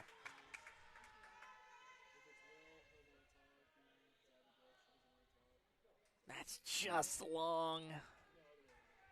Is that another break back? It is. That is, I believe, 3 or 4 straight breaks of serve now, it feels like. And now it's going to be a chance to serve out for the set. Anna Rogenberg. And just unforced errors from Zani Barnard really seem to be the one that's haunting her right now.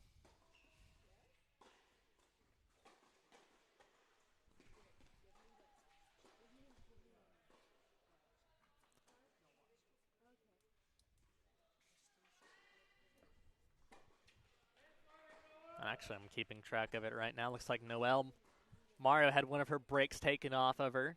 She still has one of them, though. So it's still in the lead. But it is 4-2. Caitlin Ruther, the 2 serving. But well, it looked like Zani Barnard might have had a chance there to get back in it and have a supposed break. And what seems to be our service of 1, 2, and 3 for Xavier, and 4, 5, and 6 for the Blue Raiders. But not so fast, my friend. But can Zani get another break here on court 3, which is what we're watching right now?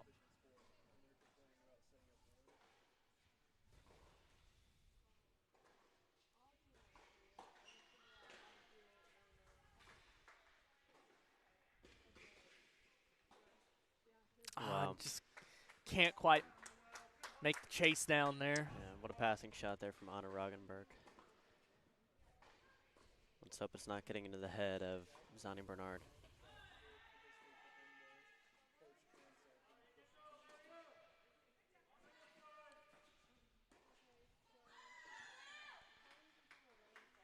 Just saw a big cheer coming out from Alexis Lovestar directly in front of us. She just held.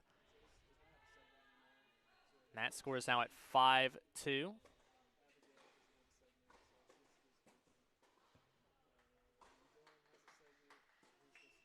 And looks like indeed that is the first set going to Anna Rogenberg of Xavier. So all the sets at the top of the card looking like they might go in favor of the Musketeers. Court 2's first set still ongoing though, but it is a 4-2 advantage for Kat Lyman against MTSU's Lydia Burrows. And that's exactly what we're going to go now. We're going to check up on Lydia Burrows, fighting to try and maybe get a break back here. Force this one back on serve, but hits the net there. Again, Lydia Burrows, one of the all-time leaders in singles victories at MTSU, was able to turn around what looked like a lost first set earlier today against Austin Peay, but she ended up winning that first set and then cruised to a second set victory.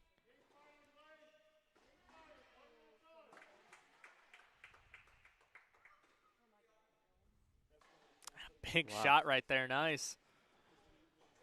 Huge from Lydia Burrows. Yeah, if Lydia, and again, you just need to find one. I think it's going to be tough for Lee at one to pick up a win because, again, Amir Kyle, very strong player. Nothing's impossible, though, but we'll see. As Lee is on her second service game of the set. It's at 1-all. Court 1. Again, we're watching Court 2 right now. It looks like Kat Lyman stopped the play. The ball was coming in.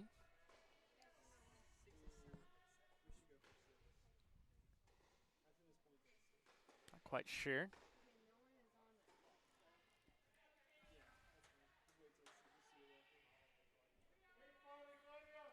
And that one in the net there. Hitting the net. So Lydia Burrows with a good opportunity now to maybe snag another break. She was down 4-love in this first set. And what a story it would be if she's able to get back in this one.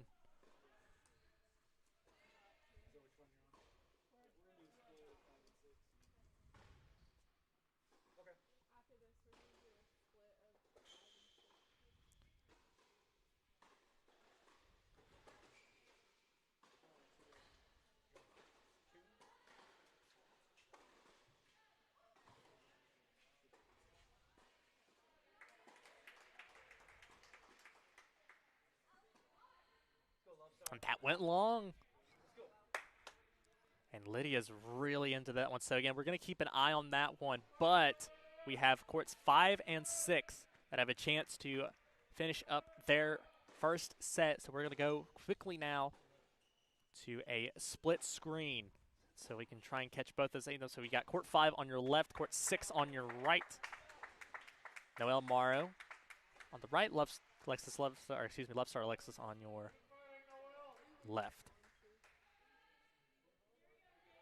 And those are both at 5-2, but Noelle serving for the set on court 6.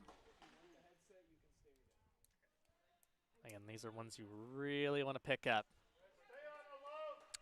Let me just go where there's actually a break on yeah, court 2. Zachary came in and told us that Lydia Burrows indeed finished that, so she did get the break on court 2. There you go. That's a big one. Break on Kat Lemon.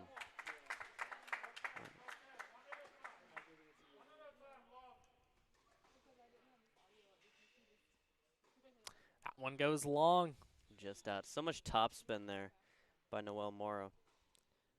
Yeah, is Lydia Burrows maybe going to be our break of sorts in that top of the lineup that MTSU needs to find if they want to win, because that doubles point did not go in their favor. Man, how much different is the the storyline right now, Cam, if MTSU had ended up winning that doubles point, because instead we're now talking about how MTSU is super comfortable because they've got big wins on courts 4, 5, and 6, or at least leads at the moment. Yeah, you know, if they had that doubles point, they'd be in a very, very good position right now to win the whole thing.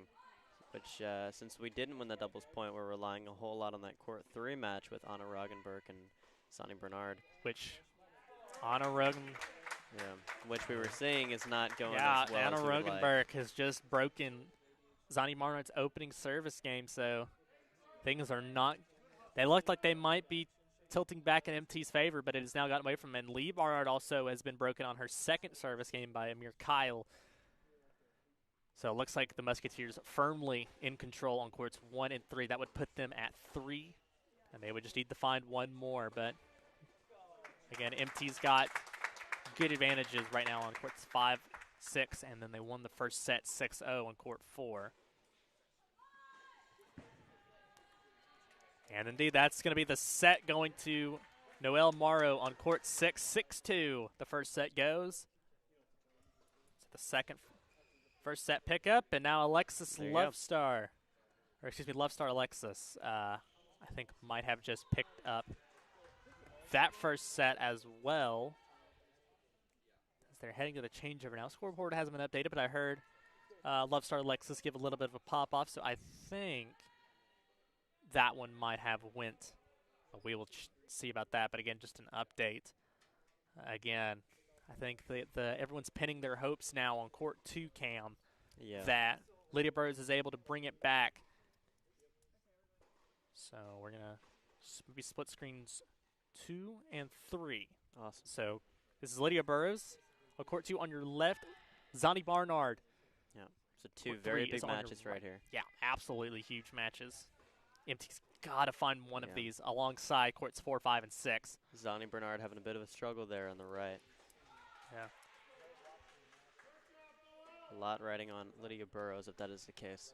Yeah. Well, good news for Amani Graham on court 4 for Xavier. She was able to pick up her first game of the match, but it was just her opening serve in that second set, so it is a bit of a victory for her, because there's nothing worse than getting bageled and then you have some struggles at the opening and the 0 still stays up there and you just start thinking, when am I ever going to find a game? Yeah. And again, just total control right now by Anna Rogenberg on court 3 right now.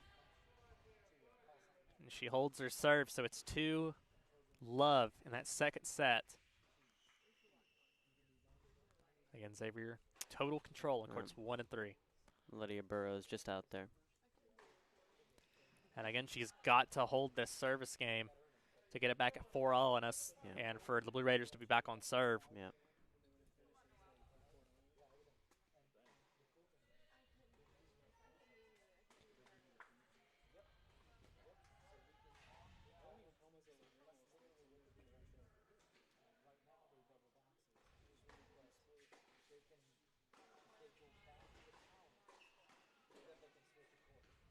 But yeah, that scoreboard did just get updated. Lovestar Alexis did indeed win her first set against Caitlin Ruther, 6-2. So all of our first sets are finished except the one on court 2, which is 3-4. Lydia Burrows serving to try and make it 4-all. Right now the score would be 3 in favor of MT. And 2 in favor of Xavier. Zani Bernard hitting a lot of unforced errors right now. That serve looked like it just went wide there for Lydia Burrows.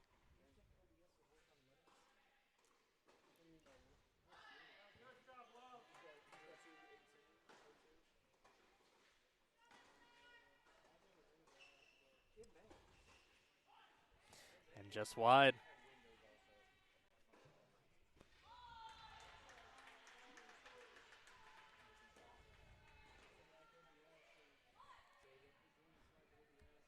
Just wide from Zani.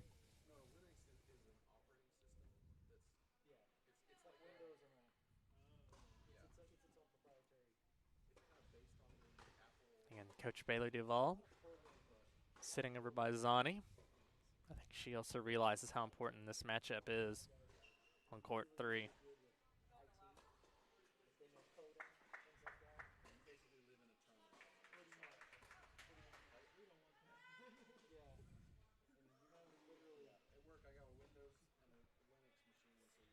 Wow. That's out. What an angle on that backhand from Lydia Burrows.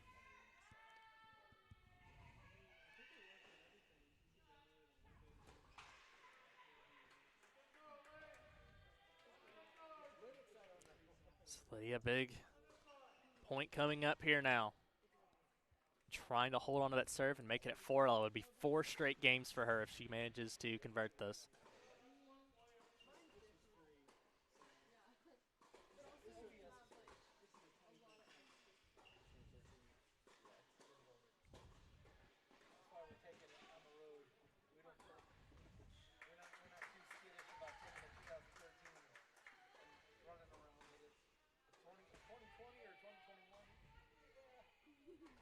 And Wow. just smashes it home right there. And there it Unbelievable was. tennis. There's your hold of serve for Lydia Burrows, and how big is that one? They are on serve on court 2 after Lydia Burrows was down 4-love. And it's not at all back up. Something about 4-0 leads today and not being taken care of, but this time it's in favor of the Blue Raiders. And an interesting development now on court 4 as Zani Barnard is broken yet again on court 3. This one really getting out of control. Is that on court 4, Muskan Gupta has now been broken by Amani Graham. So Amani Graham is up 2 games to love in the second set. As we now going to train our eyes totally on this second court. It is the only one still left in the first set right now, and it is at 4-all. And Lydia Burrows taking on Kat Lyman.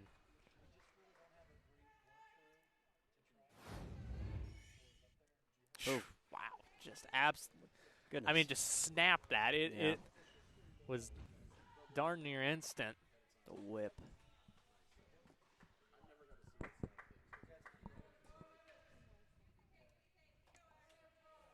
So now the trouble comes is, what can Lydia do it again? Because Kat Lyman's going to be on full alert now. Breaking out everything, and you can really start seeing the fans are really starting to amalgamate around that second court. I think everyone realizes how big this court is now. That and court 4 is also right next to it, which is also one of interest so far because it's the one that's breaking away from the script a little bit as Monogram for Xavier starting to get back into it. And you can kind of see that match on your left side, and you can see Noelle Morrow and Blessing Zuzu on your right.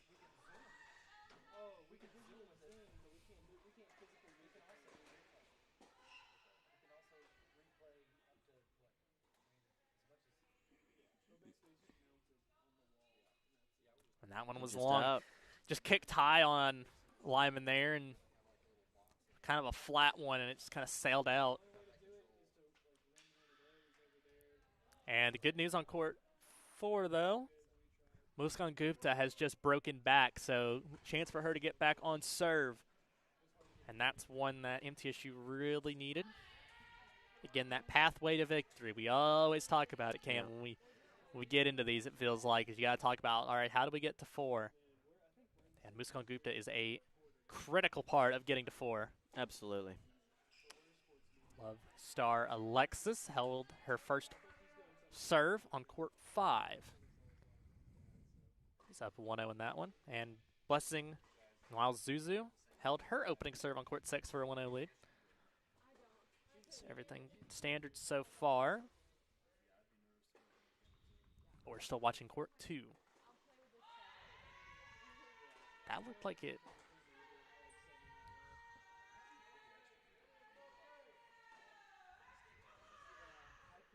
That one hits the net. And it looked like one of Lydia Burrows' shots might have went out wide there, but again, our vision not as good as the players out there. Yeah. So a big hold of serve there from Kat Lyman, her first. They stopped the bleeding. It was 4 straight games for Lydia Burrows, but they are able to cut it out. And so it's going to be 5-4 in favor of Xavier with Burrows serving on that. And now we're going to head over to court 1, and this one is one of the ones that has seemed to have gotten out of hand here. Amir Kyle having a great day in the office. She's up 6-1, 4-1 right now. And you can see her right there with an amazing ace. Straight down the tee. And again, she is the ace of this team. She and really is, you know, yeah. Coach Doug Matthews for Xavier talked a lot about her. She's very confident, her senior, and pretty much the platoon leader out here and looking great. Wow. And Two for two. things are starting to get a little shaky at the bottom of the card because Noelle Morrow got broken. Blessing Zuzu has broken Noelle Morrow in her opening serve. So it's a 2-0 lead for the Musketeers on court 6.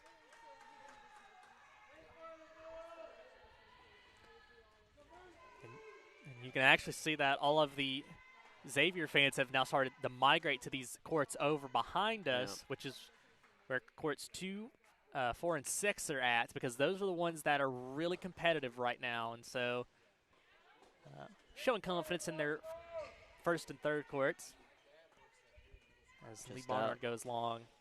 So expect a lot of volume anytime we go over to courts 2, 4, and 6 for the rest of our matchups here. But we're still on court 1 right now.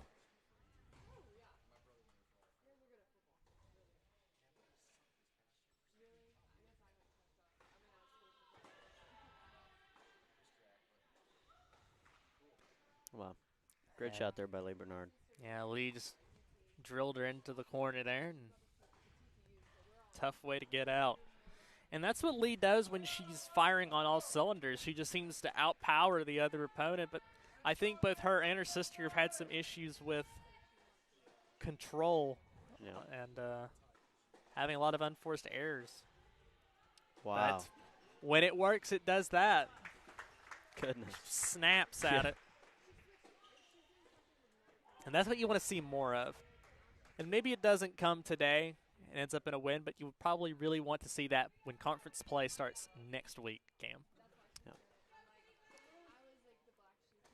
Wow. What a shot. Straight to the backhand on the lefty.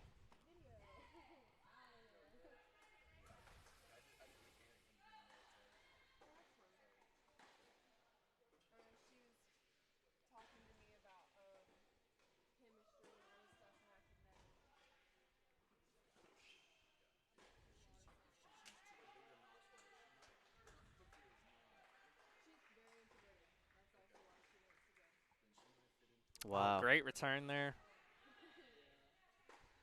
And you can see Finds she the was soft really, spot. she was really peppering that backhand, but she was able to finish it out.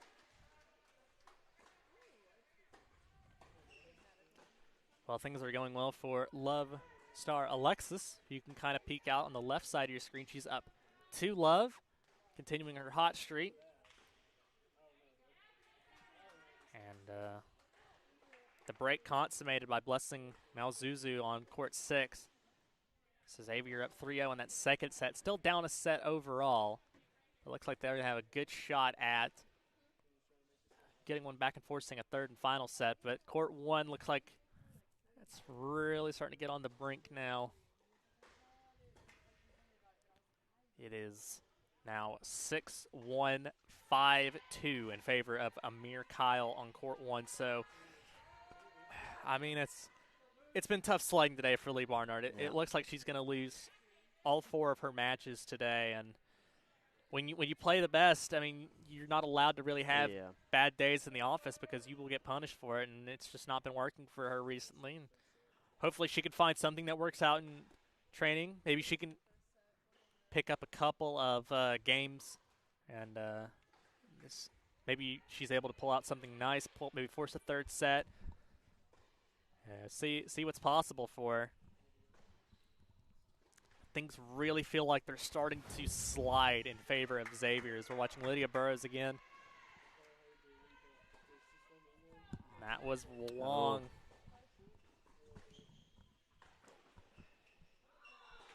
That might have been the set right there.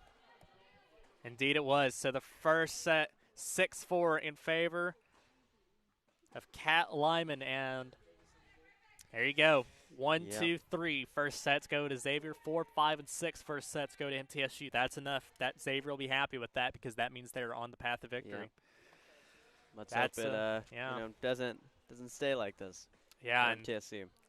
Yeah, and again, looking at court 3 now, this is Zani Barnard. She's down 4-love in the second set. It's just really not been going her way in this. Yeah. And even looking at the other courts 4, Xavier, a 3-1 lead. And in court 6, a 3-0 lead for Xavier.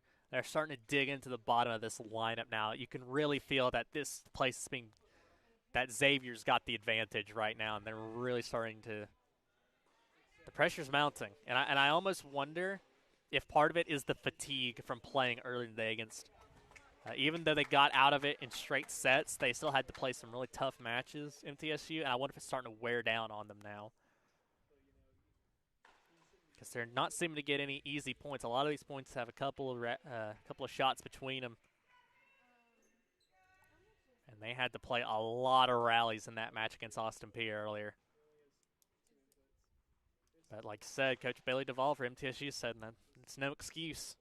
They've done it before. They should be able to do it today.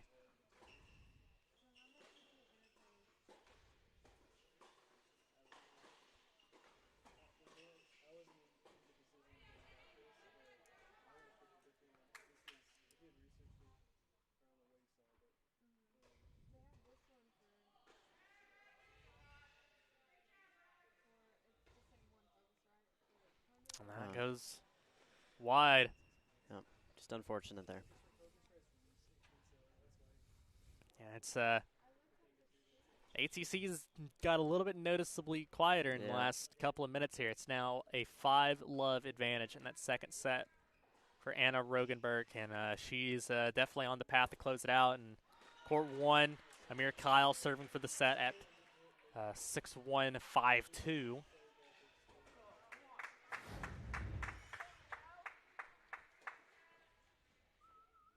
And couldn't quite get to that one. I think it might have caught her off guard a little bit. Maybe expected to go one way.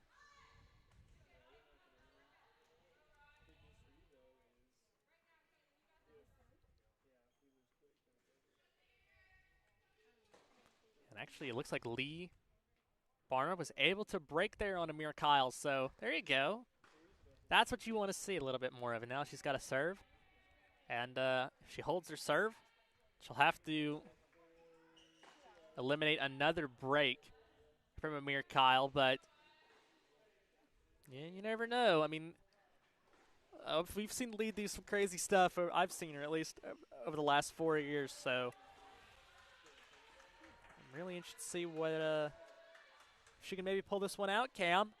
That would be something. I think that's something that could change the mojo in the ATC if they see, Lee came back from, being down 2-5 when she was already down a set and she did not play well in the first set. Okay. But, things are not flowing, though. No, so again, split screen. Yeah, court 1 on your left, court 3 on your right. So it's Lee on the left, Zani on your right. So Lee on the left. That's how you can remember it a little bit easier. The identical twins, the Barnard sisters.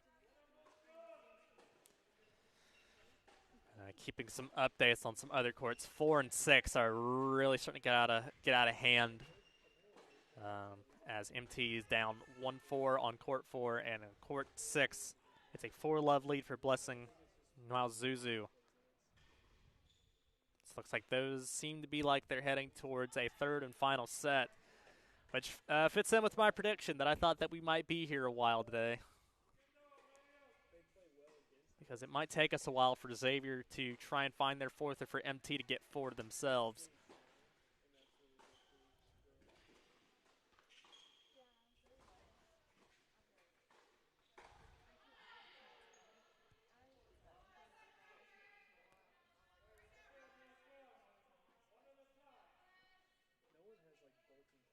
Oh, and what a drop shot there by Anna.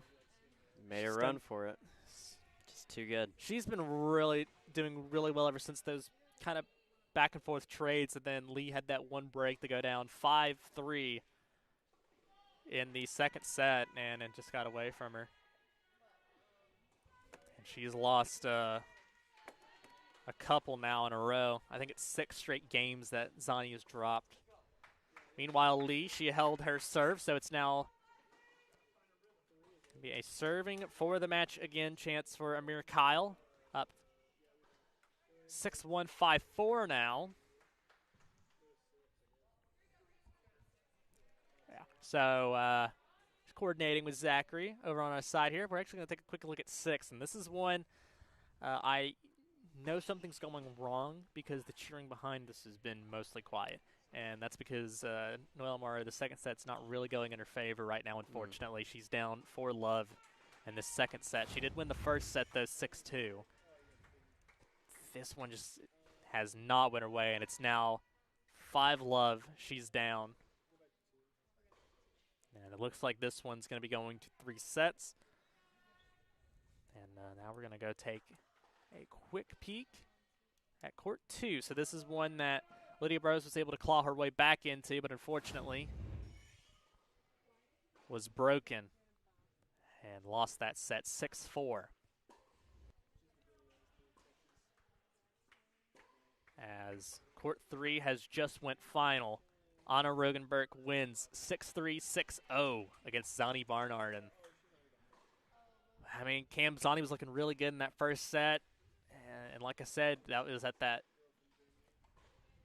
5-3 junction, and it just got away from her there, and she lost every game from then on forth. Yeah.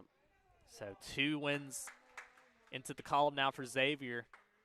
They've got a commanding, well, no longer as commanding as it was a couple of minutes ago. It's only 5-4 in that second set for Amir Kyle, but with how good Amir Kyle's been today, I think she's probably got a good chance at closing out on court 1. Yeah, I think that one's pretty safe to say. Yeah, it looks like that one's getting back underway. I wonder if we can go take a peek at court 1 really quickly now, because that one has a chance at finishing up here soon.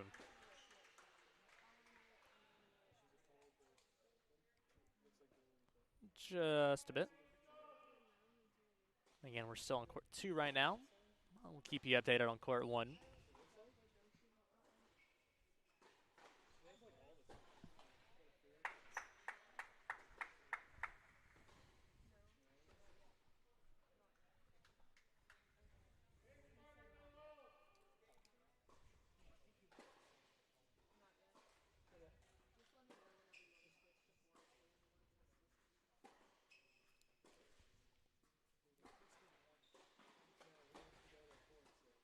That one's going to be, looks like a break for Lydia Burrows there on court 2. Nicely done there, and that's a good start for her. Now we're going to start heading over to court 1 again. This is Lee Barnard and Amir Kyle, I believe. All right. Actually, no, we're going to head over to 4 and 6, so we're going to keep you updated on whether or not Amir Kyle can close out that match on court 1, but this is courts 4 and 6, and this is where Xavier's really brought it back. They have commanding leads in this second set on both of these.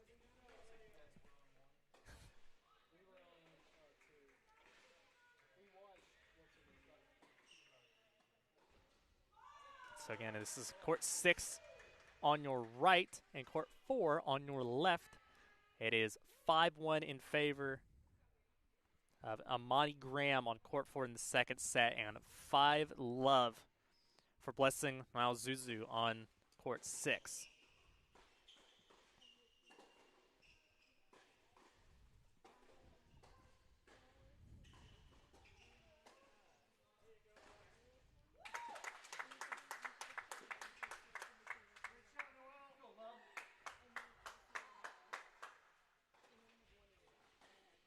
Beautiful just boomed shot down there. So on the board is Noelle Morrow. She holds her serve. A little bit of confidence, as it's likely she's going to be ending up here in a third and final set, but we'll see if she can maybe turn it all the way around. Keeping an eye on that. serving now.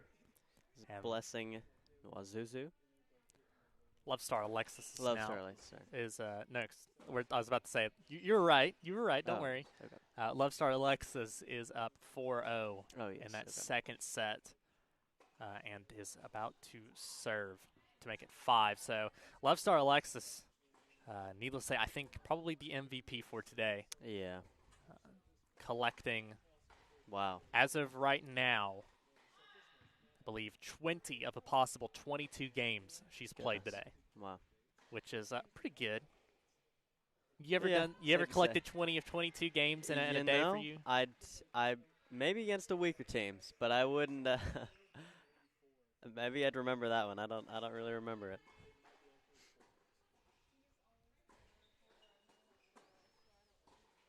But it is Amani Just, Graham serving for the second set at 5-1 though, and Blessing now Zuzu is going to do the same thing at 5-1 on court 6.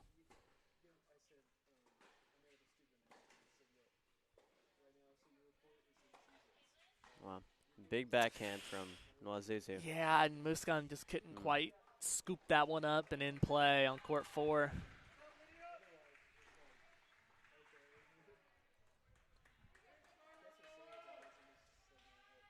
So again, if we're kind of charting this path to victory for the Blue Raiders, it would obviously include Love Star Alexis picking up this win on court 5. That's one that feels you feel pretty confident about.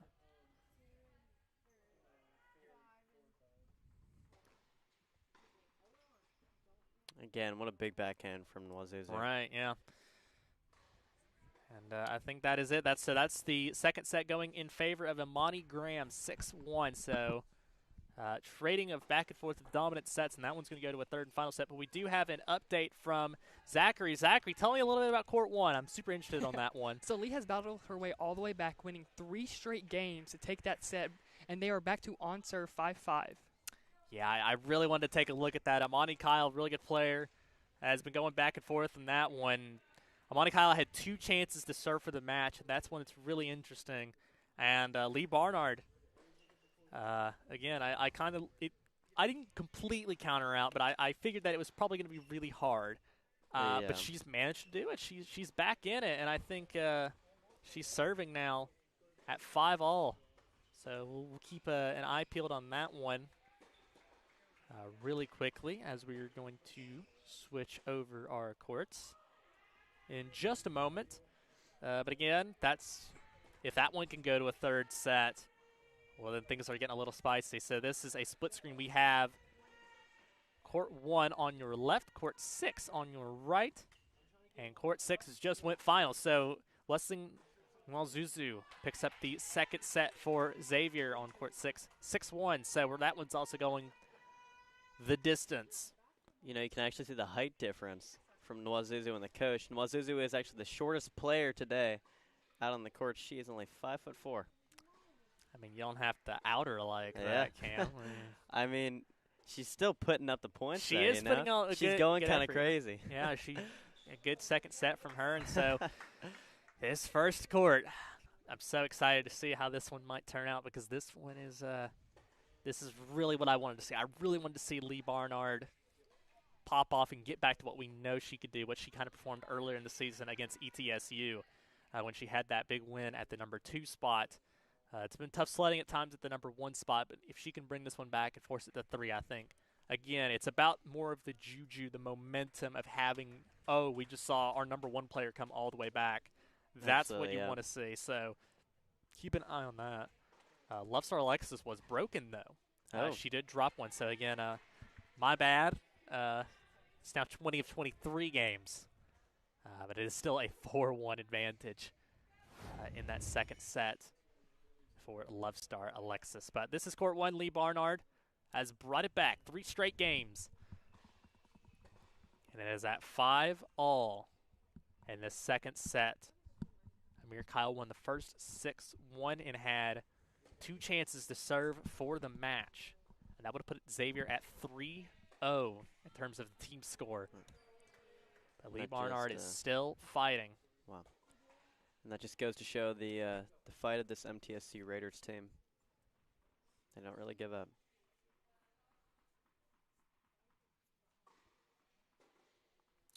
I'll take that one.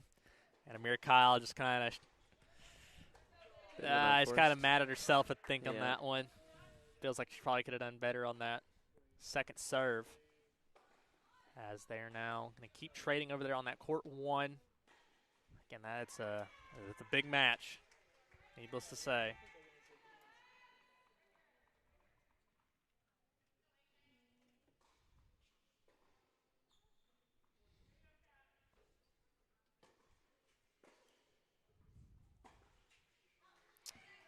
And that finds the net, and that's a break. So Leah came all the way back and won 3 straight games and then just gets broken right there.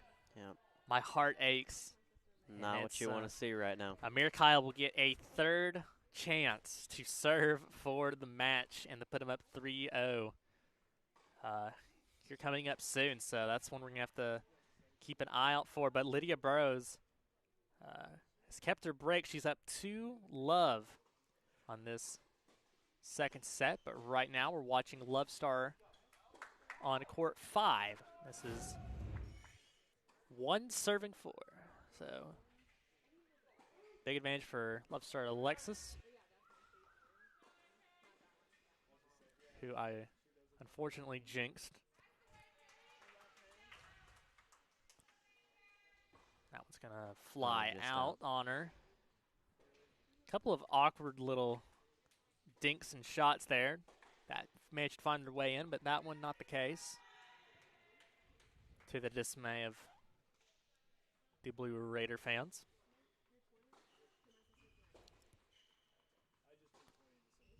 But it's certainly gonna come down to whether or not players like Lydia Burrows, maybe even Lee Barnard, can come back in this match. Ooh, and a little bit of frustration coming out there from Caitlin Ruther as Love Star Alexis gets another break, and she will serve for the match. Score is currently 6-2, 5-1. So I'll make that, I believe, 21 of 24 games. Can we make it 22 of 25? Cam, quick percentage. What is that in percents off the top of my head? I can't think of it. 22 of 25. What would that be? Man, if I did math for a living, I'd tell you. Yeah, I don't know either. 22. 22 of 25. It's high. Sounds like a high percentage to me. I'm thinking that's like high 80s. Yep. Low 90s, something like that. We'll give it or take. It's pretty good. It's almost nigh She impossible took the to A. accomplish. Yeah. And Lydia Burrows, how about this double break now on court 2? She's up 3-love in that second set. That is exactly what the doctor ordered for the Blue Raiders. And I think, depending on what happens on court 1 with Lee Barnard, Lydia Burrows might be the court now. I thought it might be Zani Barnard, but it did not end up going her way today.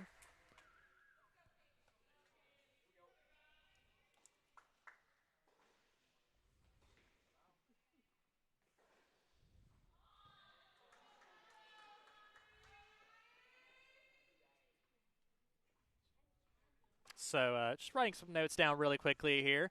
But it's going back and forth here. I want to take a quick look at court 1, though, because, again, this one's really close. Amir Kyle serving for the match at 6-5. She won that first set 6-1. So this one is really going down to the wire here.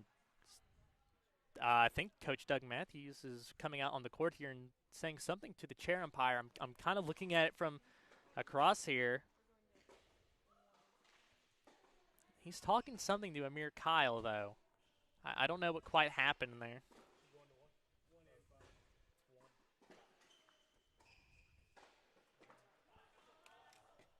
This is court 1 on your left, court 5 on your right.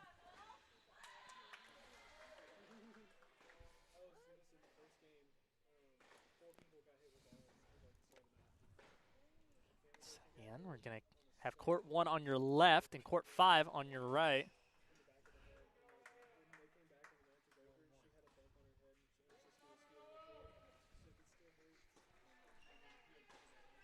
Looks like This is not good news, though. Muskan Gupta was broken in her opening service game.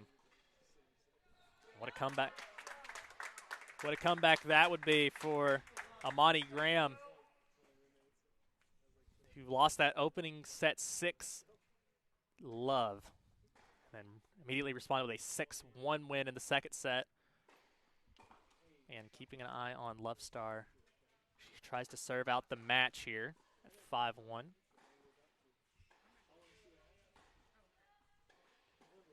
Lee Barnard hanging on for dear life.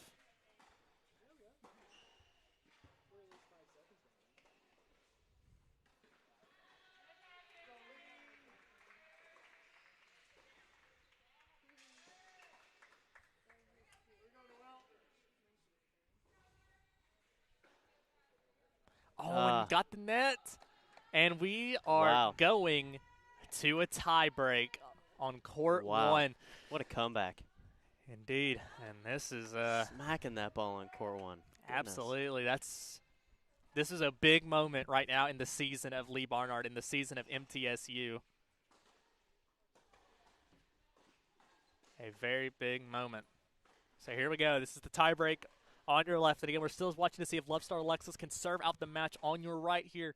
So much action going on here at the Adams Tennis Complex.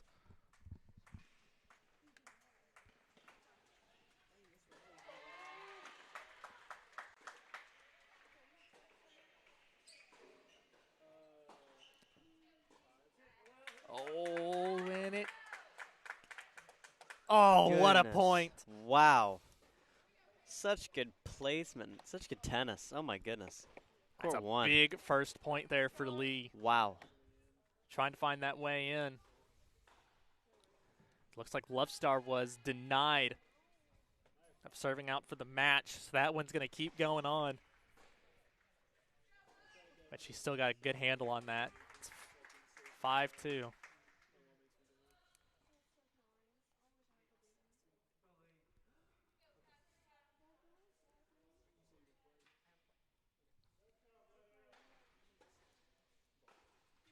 We head into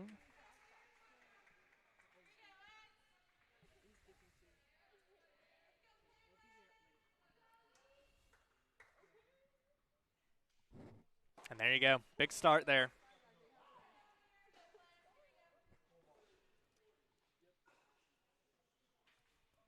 And always the importance of holding your serve in these tie breaks. Cam, what has been your experience with tie breaks? Man, they are stressful. I think, getting an early lead in a tiebreak is definitely the best case scenario because trying to come back from a tiebreak just gives you the nerves. It's hard to come back. Usually you just won't close it out if you're trying to come back the whole time.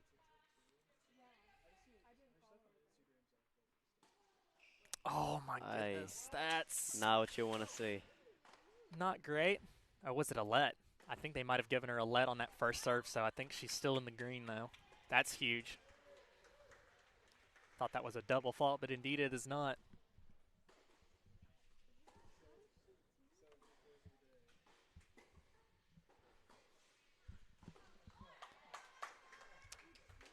Now, I don't know if that went long or not. It looks like it did.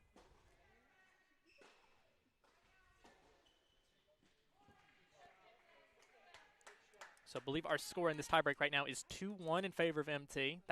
So both teams have traded mini breaks with each other. Amir Kyle, I believe, had that first serve. And it's so difficult holding both points, Cam. Yeah. But Amir Kyle will be up to serve. First serve finds nothing but net, which would be great if it was basketball, but we're not playing that today.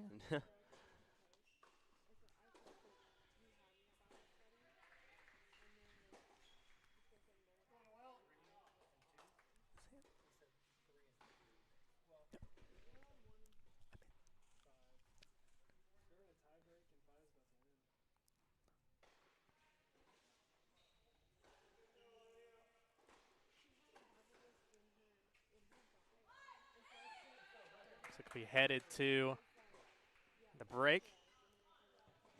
The tiebreak score has been updated now. It's 4-2 in favor of MT as we head to this changeover. There you go. And there it is. So Love Star's excited. Love Star has a chance here. So again, Love Star. Match point. Yeah.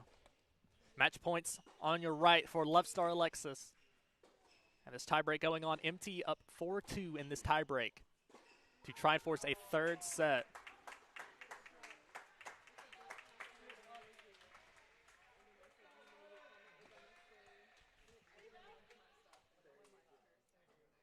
And that's out. Double fault. Double fault for the match. Lee can't quite get that one over, though. But she does maintain a mini break advantage. But, yeah, that one is now final. So Love Star Alexis picks up the win on court 5, 6-2, 6-2. And MTSU, they're on the board. It's now 2-1, the team score in favor of Xavier still. But Lee Barnard fighting strong in this second set tiebreak. It's 4-3 in favor of MT with Lee Barnard up to serve right now. So, and it looks like that one went out. So it's now 5-3 in favor of the Blue Raiders. 2 more points, Cam. That's all it's going to take. Well, I need.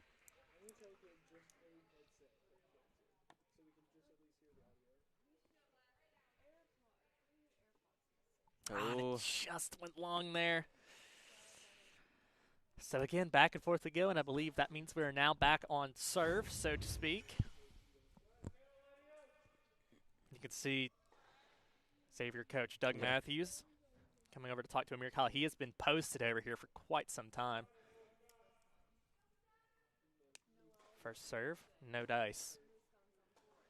She's not thrilled about that. Yeah. What can Amir Kyle do on the second serve?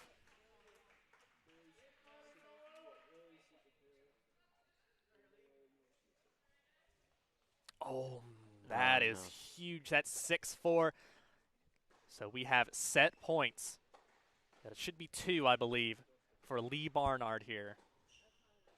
Big moment here on court 1. This could very well just be one of the deciding factors when we come to talk about the end of these matches. First serve, no dice again. Second serve, here we go.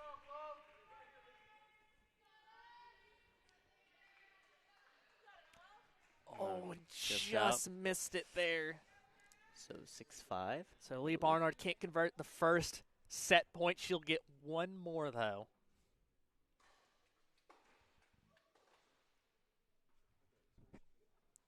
This is 6-5 in the tiebreak for Lee Barnard. Set point. That one long.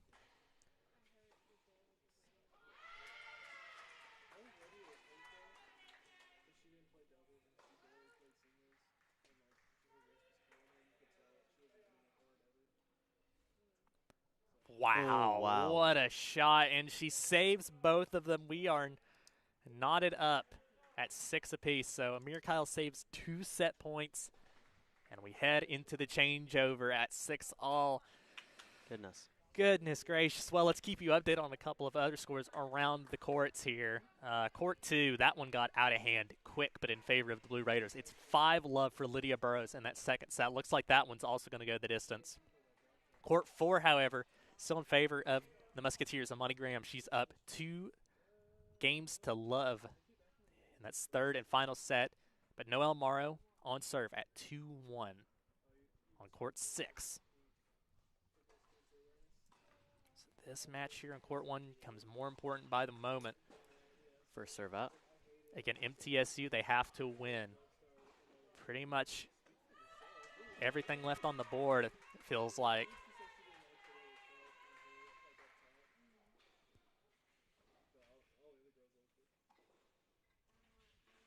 Gosh, wow. What a shot. I mean, we were talking about how good the net points have been for Xavier today, but goodness gracious, that one was absurdly good. What a shot from Amir Kyle. Goodness. Yeah. And she's going to get the ball in her hands, so now it's going to be a chance for her to serve for the match.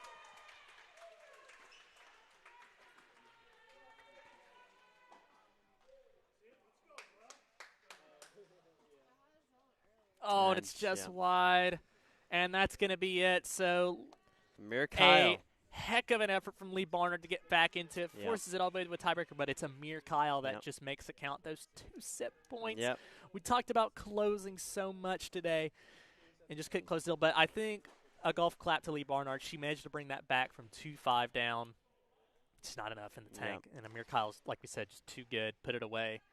Yeah. It's 3-1 the team score now for Xavier. They just have to find one more, and they are up 3-love in that final set on court 4 for between Muskan Gupta and Amani Graham. The path to victory is very well set now for Xavier. Yeah. But we're watching court 2. This is Lydia Burrows serving for a bagel here in the second set at 5-love.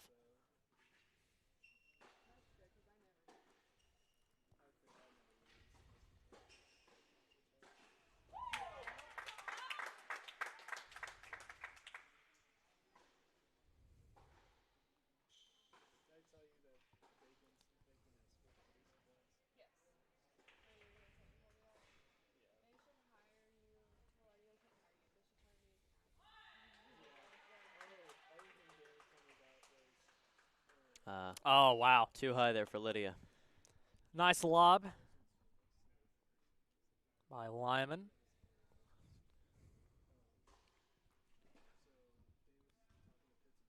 Again, Lydia Burrows trying to serve for the set here, but again, you really want to keep your eyes peeled on that court 4 because Amani Graham up 3-love. She's up a double break.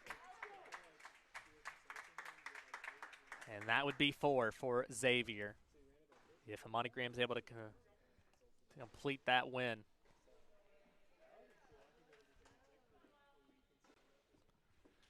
Hits the netting there.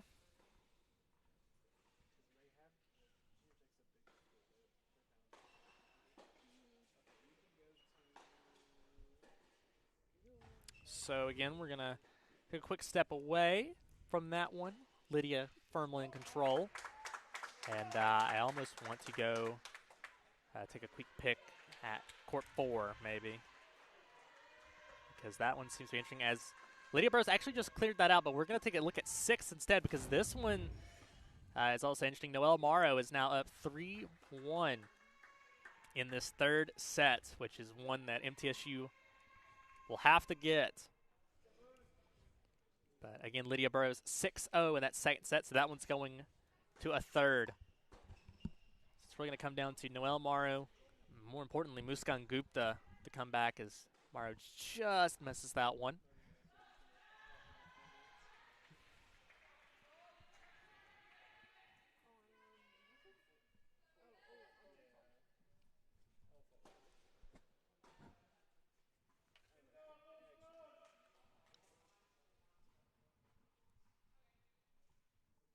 So now we're going to move over quickly to that court that I've been kind of discussing a little bit here, and I think this is the one right here, court 4. This is Amani Graham serving against Muskan Gupta. Again, Muskan Gupta won the first set 6-0, then lost the second set 6-1. Wow. I suppose 1-6 would be correct, and now she's down 3-love. This match is totally flipped on its head from what we were expecting it to be. Muskan's going to have to act and act quick. She's down a double break here. And again, I almost wonder if the wear and tear from the earlier match is what's kind of weighing him down here. It doesn't seem to be, because I mean, it's like Noelle Morrow, who didn't play in those singles matches earlier, is fresh, up a break in that third and final set. Love Star Alexis had barely any trouble. She won with ease today. Court 5. And while Lydia Burrows was able to bounce back, you almost expect someone of that caliber when you're one of the all-time leaders in singles wins here at MTSU. Wow. But, man, it's just... Goodness, what a shot. So strong. Amani Graham, a freshman from St. John's, Florida, as you pointed out, Cam. Florida, a hotbed for tennis. Absolutely. A lot of great players. Muskan Gupta from New Delhi, India, the sophomore.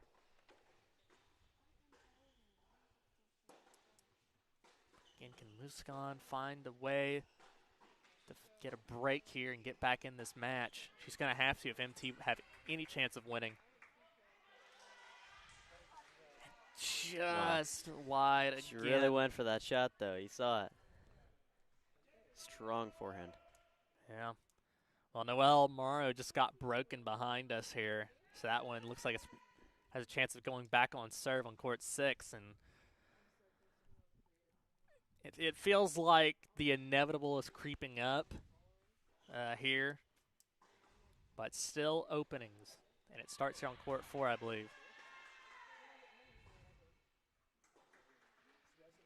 But, I mean, when you're just making shots like that, like Imani Graham is, goodness me. And that is a hold of serve, so the double break is held.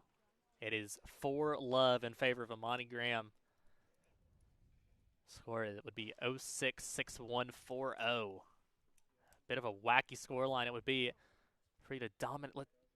If this was to hold on, and let's just say they traded service games, ended up something like 0-6-6-1-6-2. That's you don't see that very often where someone dominates a first set and then immediately the other player kind of responds in kind for the next 2 sets. I've seen it before, but it's not necessarily in person, as that one is wide from Imani Graham, and that's exactly what Muskan Gupta needs. She needs some openings here. Just getting that first game on the board. Maybe she can channel a bit of that magic that Lee had earlier, but she needs to find a way to close that out. As you can see, Coach Bailey Duvall, the top right side of your screen, hanging around the court.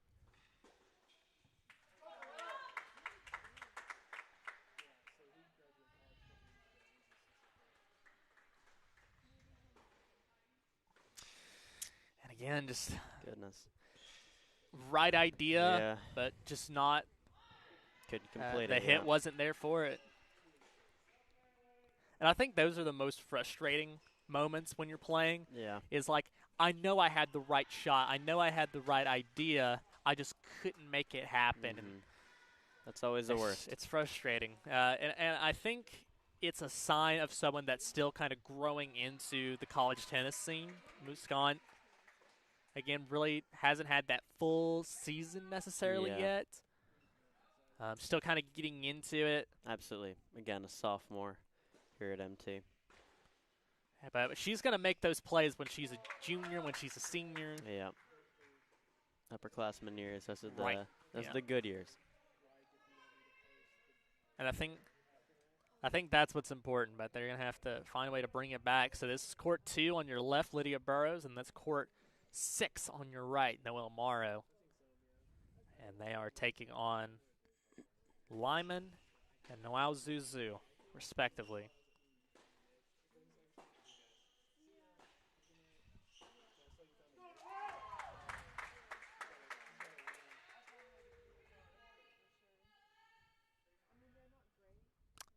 Hit the net.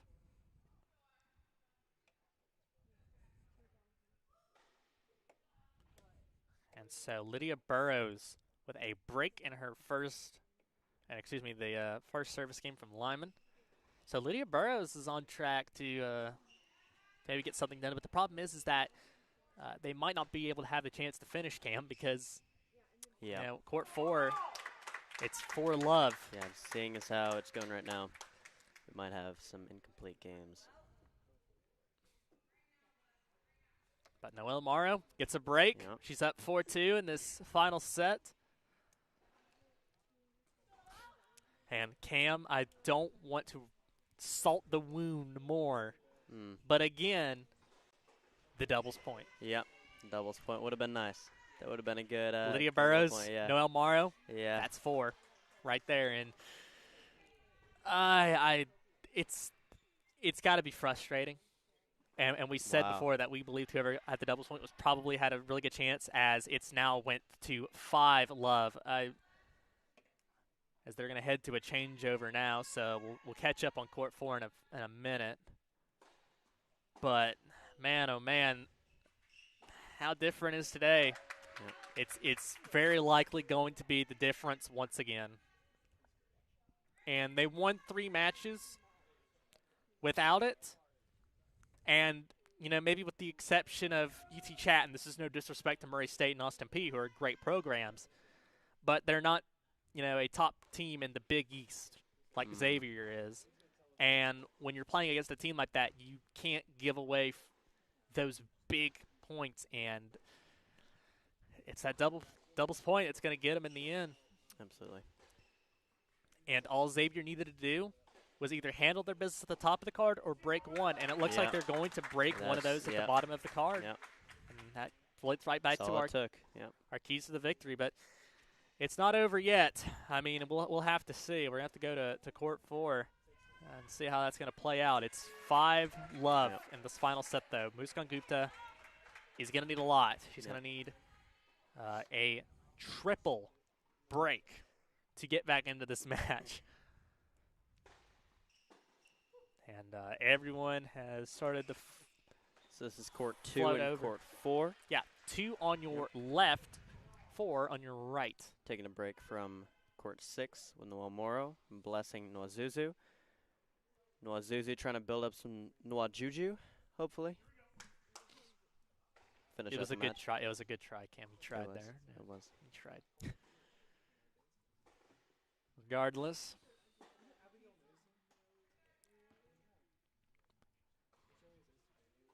One long. Looks like Lyman just went wide there. Court 2.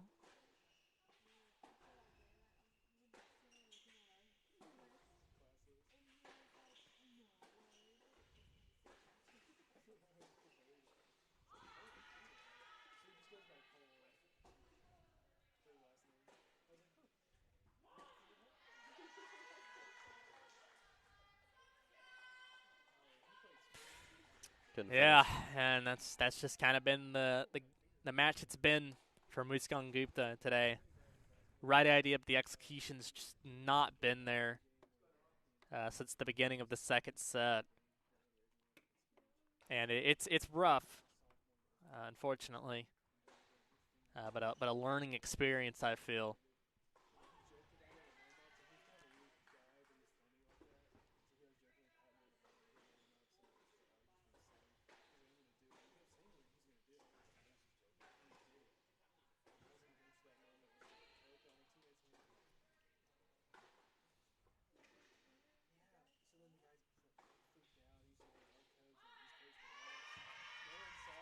And caught again on that baseline there, and it's just wow. What a passing shot on the left. Yeah, good job there. But I mean, it really feels like Amani Graham. It's like when a pitcher gets hot, old Madison Bumgarner for a few years ago from the Giants or something like that. It's just like painting the corners. It feels like. Just out. That one long.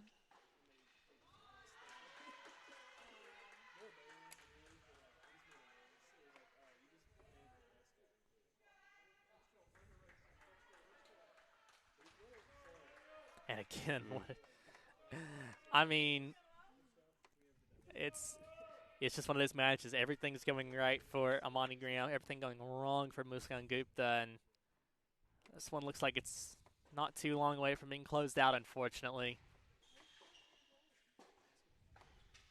Amani Graham, not too far away now.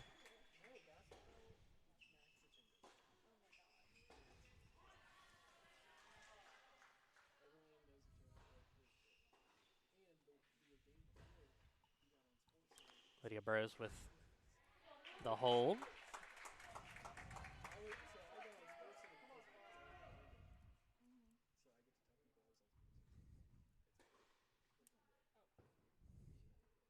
There we go. Muskan able to get a point.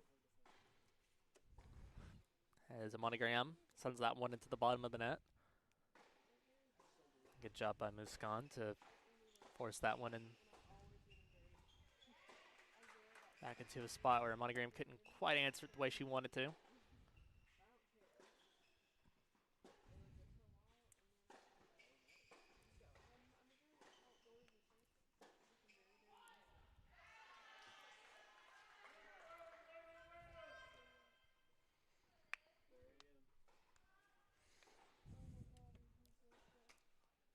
long.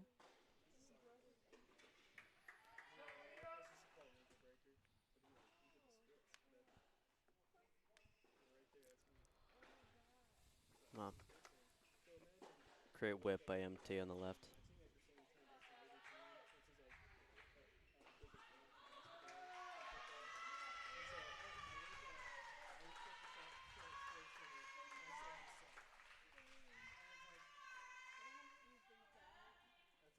And that is long for Muskan Gupta. Yeah. And you can hear the cheers from Xavier. Getting excited. Yep.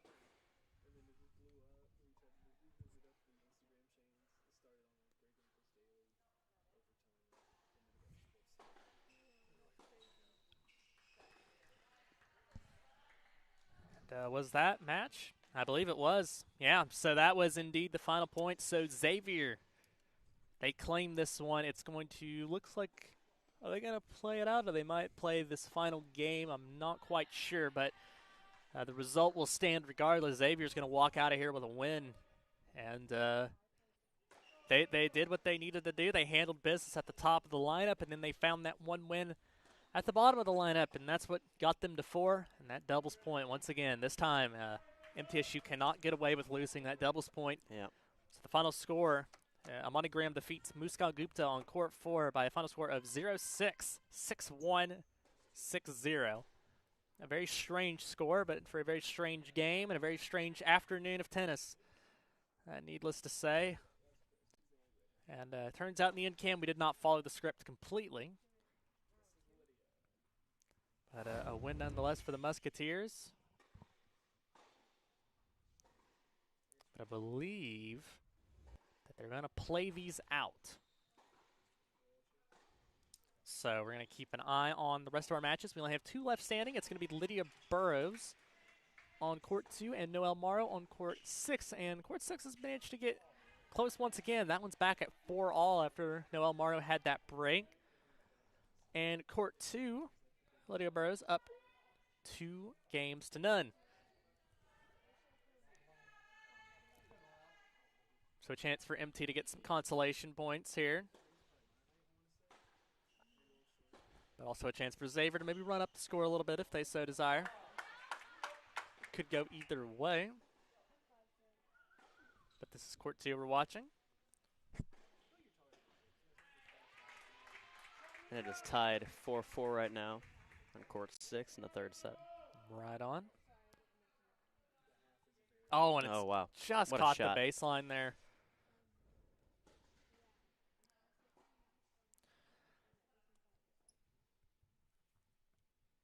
So 3 games to love to call. You heard it from the chair umpire there. And Lydia Burrows in cruise control right now. And it looks like court 6 is still ongoing right now, though, at 4-all. You can kind of catch it on the right side of your screen there. We're going to switch over there. It's directly behind us, but we'll give you an actual full unobstructed view of the match. Instead of having me duck out of the way, or I guess the other way would be the best way, but we'll get there in just a second. So here it is. It's court 6. 4-all. Noelle Morrow is serving.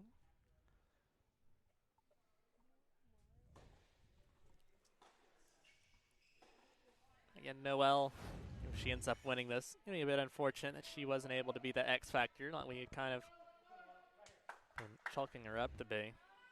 It's that one. Finds the bottom of the net.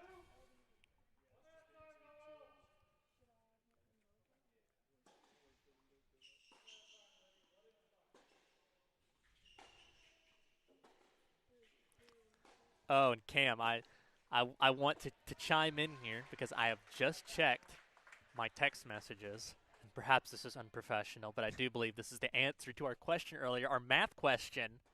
A quick shout out to my mother. She texted me and wants me to know that it's 92%. 92%. It's 22 of 25. So she got that college A. thank you, Mom. A quick shout out to Virginia Intermont, rest in peace, where my mom collected her degree.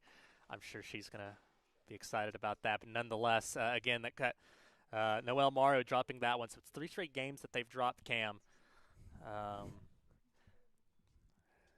So now all of a sudden a chance for Blessing and Zuzu Blessing to Azuzu. To get another one on the board here for Xavier. She's going to be serving for the match at 5-4. But Lydia Burrows on our left on court 2, up 3 games to love in this final set.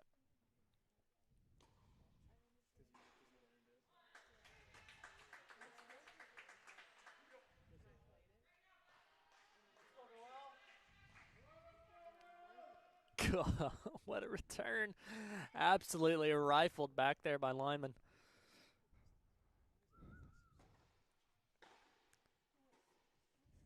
So again, we're going to have an interesting split screen action here. So we're going to see if Noelle Morrow can hold on and force this third set to keep going.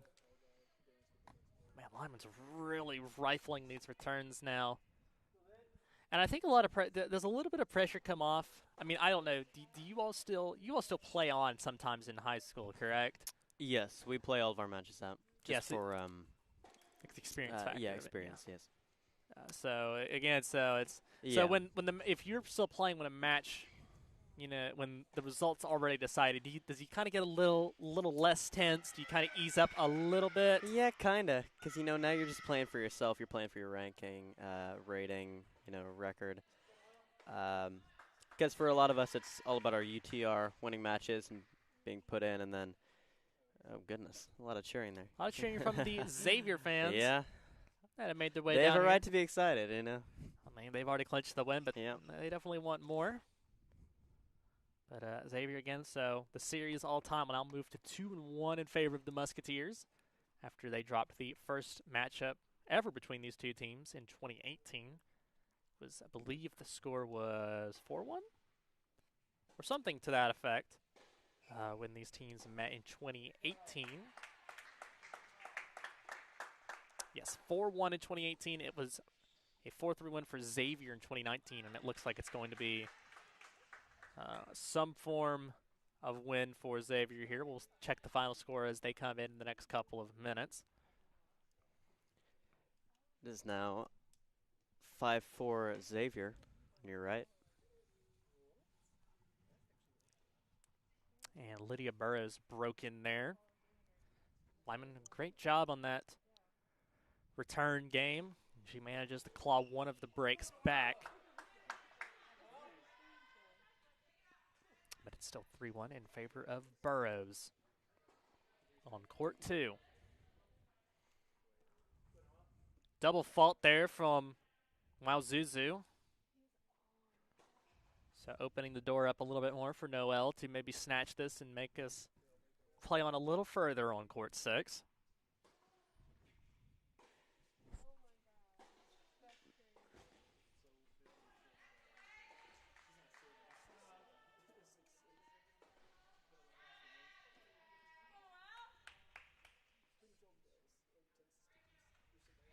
That one just couldn't quite get digged out.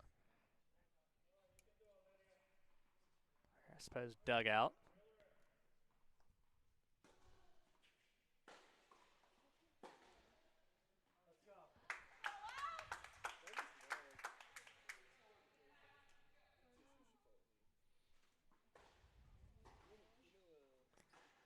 That one is long.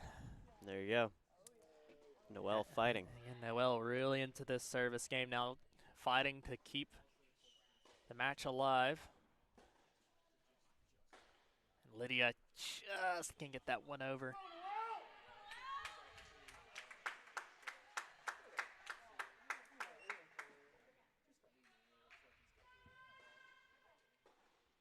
That is long. And there it is. So Noelle with a big break. 5-5. So we have 5-all in this final set. So Xavier with a chance to serve for the match on court 6. And it does not go in their favor. So we'll keep an eye on that as Lydia Burrows. And a point for Lydia there. Deep into the service game now.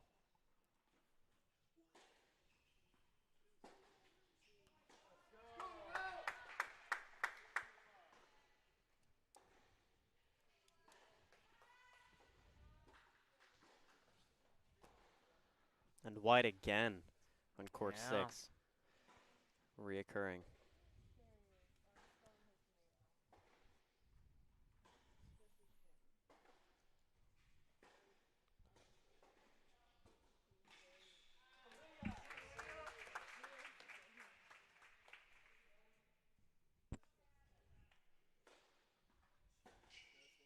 big rally, and it finally goes in favor of Lydia there at the end.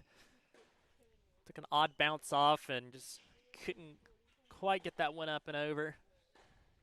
A big point for Lydia, and really deep now into this service game with a chance now to break back and get her double break restored. Again, watching on court 6 on your right side here.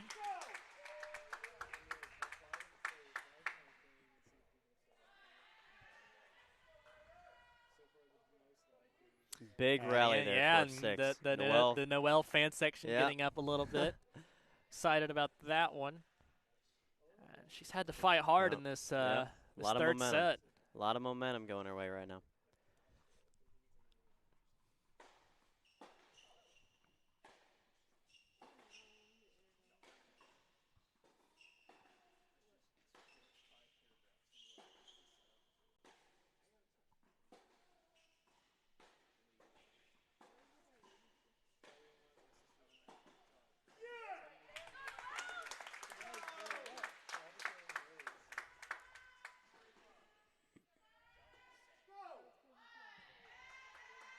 And wide again. Yes, again, yeah. Noel. Noel just seems to be forcing it out now, and it's doing a great job. Lydia. Bit wide on Lydia. She knows it, too. She knows she's let that one get away. That was the break point, I think. That was the deciding point right there, and it just doesn't go her way. That's a heartbreaker. But she can rest assured knowing she's still up a break 3-2 in this final set. So still with the advantage, but man, that double break would have been massive. That really would have put Lyman in a hole for Xavier. But Noel's still fighting here, looking to go up 6-5. This third and final set.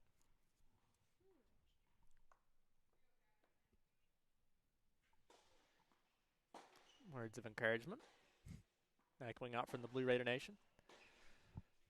It's thinned out a little bit since the match scores have kind of rolled in, but there are still a couple people here showing their true blue support.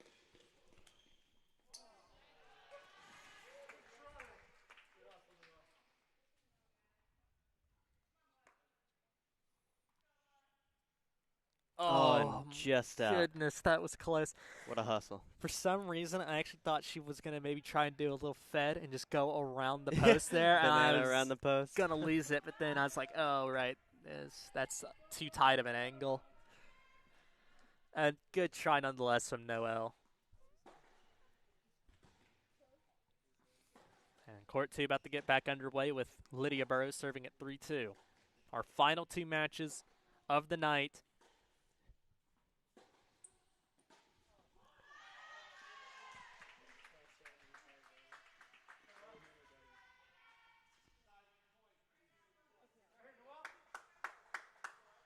That one's skied.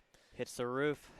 Deciding deuce point right here. This might be the most important point of the match between these two. Again, if you're just joining us, Xavier has already wrapped up the win. 4-1 is the current team score right now. So this is pride right here. It's all about pride.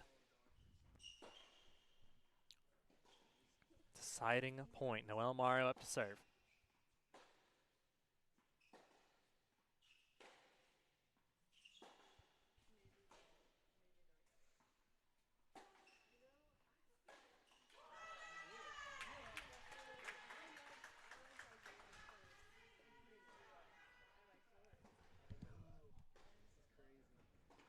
And just catches the tape.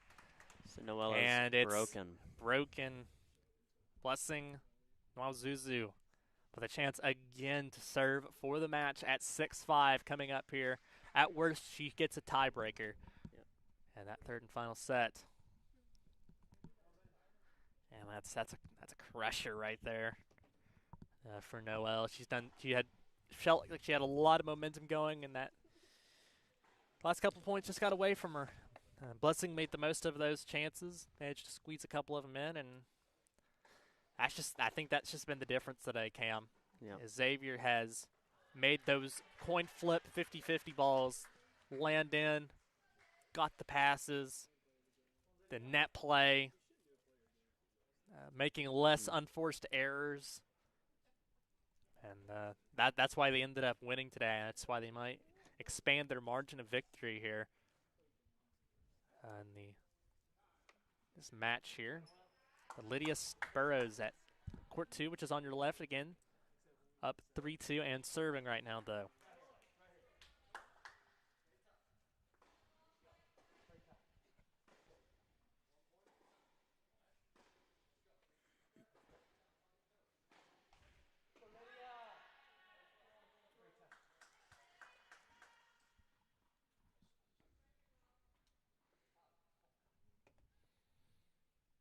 And that one headed out. So again, now to have to kind of lower our voices a little bit here because it's gone deathly quiet in here as everyone's just focusing in here. This crucial couple of points coming up here as Noel just can't quite get that one over.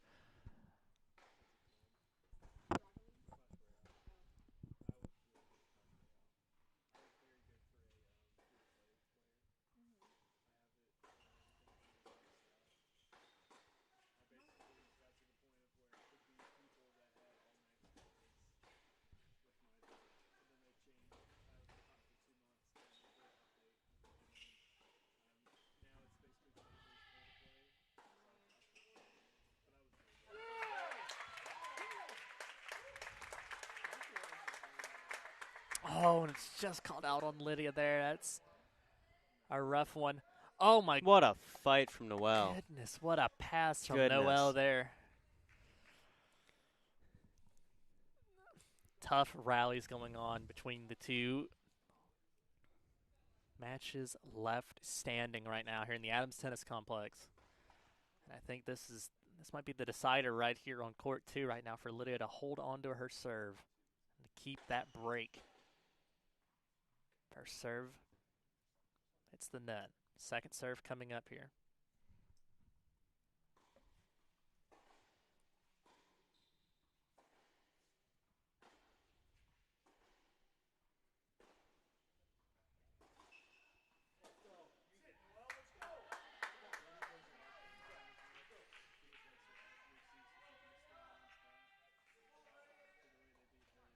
And it just gets away from her there. So she'll take that point. And it is a break for Lydia. Slyman hangs tough. And they are back on serve on court 2.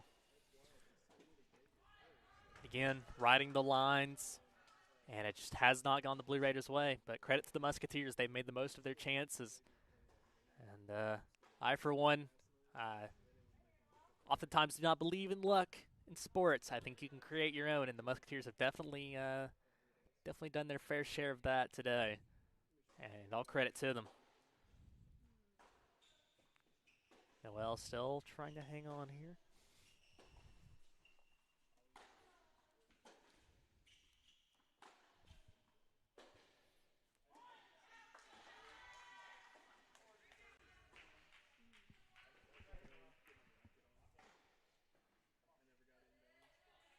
And that's wide.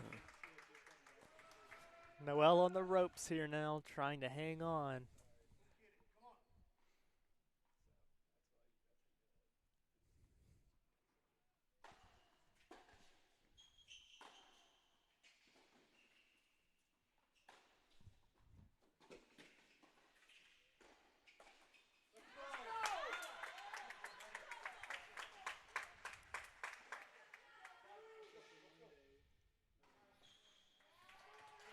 Oh, and a big chance. And Blessing cannot Missed close by Blessing. Oh, that hurt my soul. That's a tough one. And a great shot by Lydia as well on the left. I mean, it is one of the most dangerous shots in tennis. I mean, it's just when it goes up there. I mean, you practice it 1,000 times in practice, but sometimes it just doesn't go your way.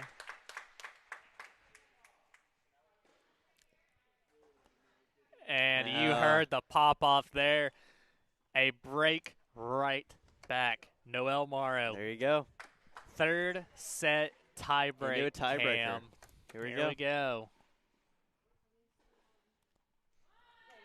We're still 3-all on the second court.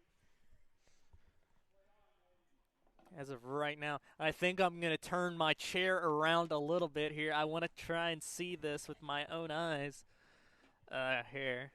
Let's see if we can do this, and we'll keep your eyes on the screen here. You know, that's one of the nice things about the setup here. Oh, I can actually stand up really quickly here. 1 second. I'm actually going to try and put on my mask here. That way I can comply since we're not on the plexiglass anymore. 1 second. It's getting intense, people. You know, we're really trying to follow the guidelines set here. Rutherford County, MTSU. So since I'm standing up and leaving our plexiglass area, wanted to make sure that we stay safe.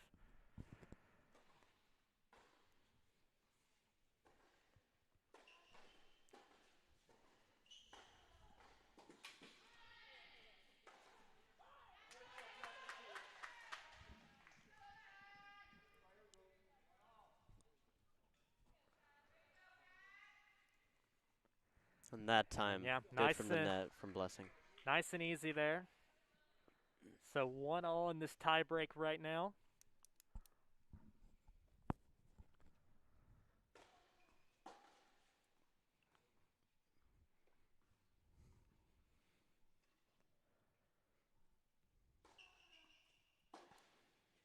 Long on the first serve there.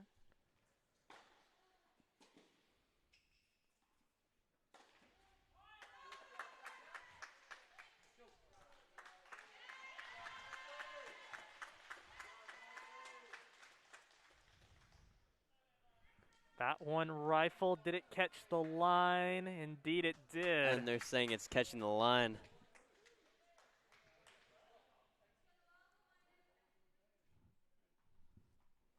As again, I'm standing up. You don't see me. Trust me, I am not disappeared. I'm just out of shot at the moment. Don't worry about it. I have not abandoned the setup.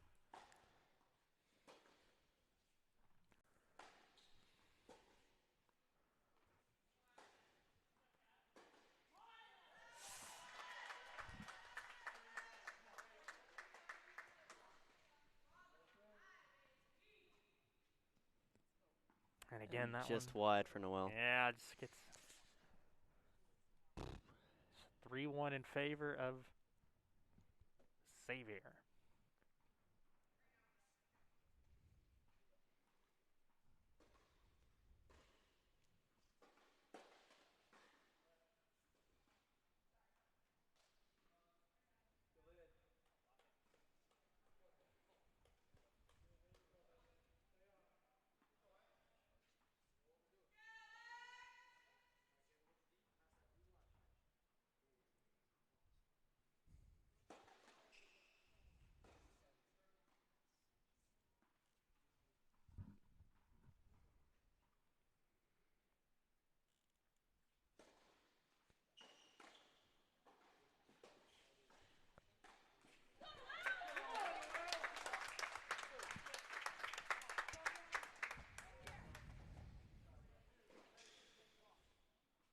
Wow.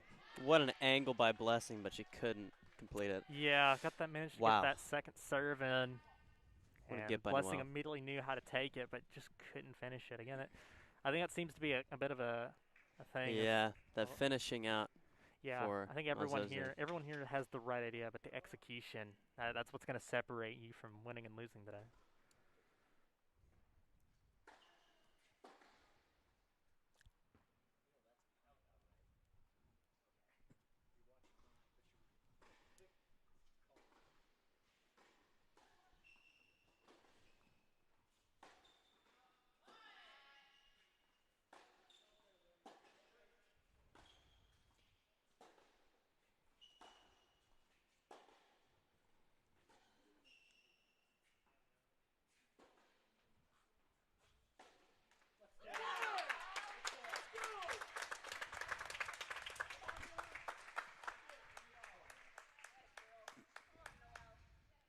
What a fight from Noel. Yeah, big rally there. Just in the net. And a big hold as well. So 3-all we're going to head into the changeover with, and all evens.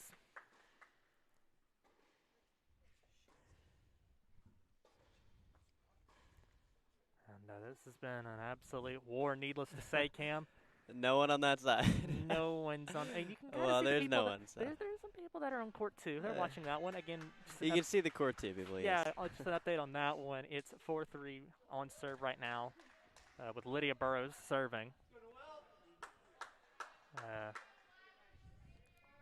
Yeah, I have left my seat. I get a better angle of this. Cam, you can kind of turn around a little bit, but it's that way I can stand up and kind of get a good look-see at it. Oh, look at. All right, adjusting our camera angles here, but here we go.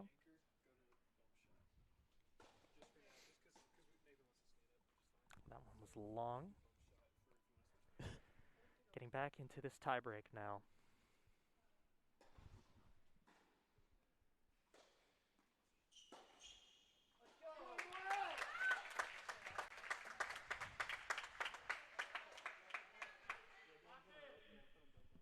It's good from Lydia. That's the crowd. Yeah, Noelle was able to convert that one, so it's 4-3, so she's held serve through the mid. The fans are out of their seats. Yeah. Adjusted the angle a bit.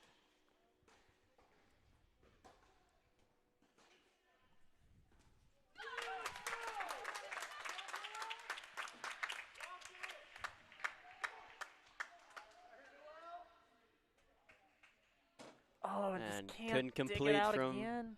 From Blessing. There's the mini break for Noelle. 5-3.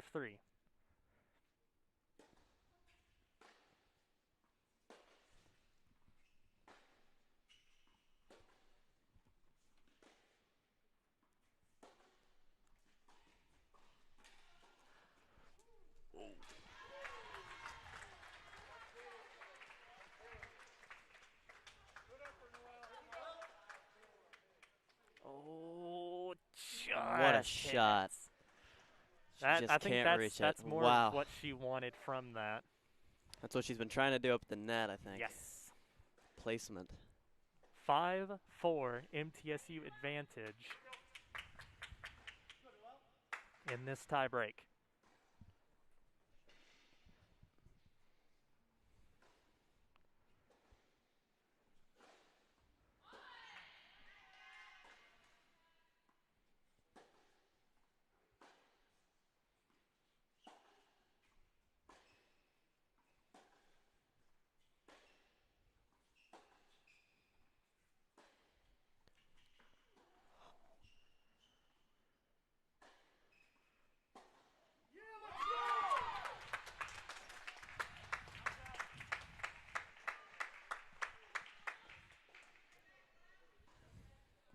That one's long. Just long.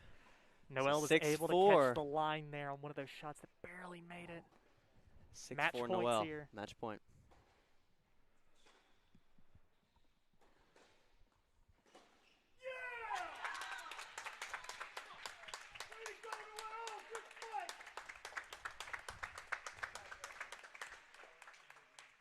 And it's that's wide. match. Noelle Morrow is going to win this one. For Noelle.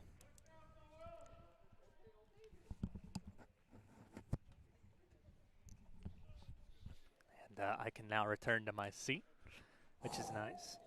But, yeah, so your final score there is going to be Noelle Morrow is going to take that one on court 6, 6-2, 1-6, 7-6, and by a score of 7-4 in that tiebreak. What a match that was. So what a match. MTSU does indeed get one on the board, but now Lydia Burrows is in trouble. She is trying to stay alive, but Lyman will be serving at 5-3 for the match. And this is our final match.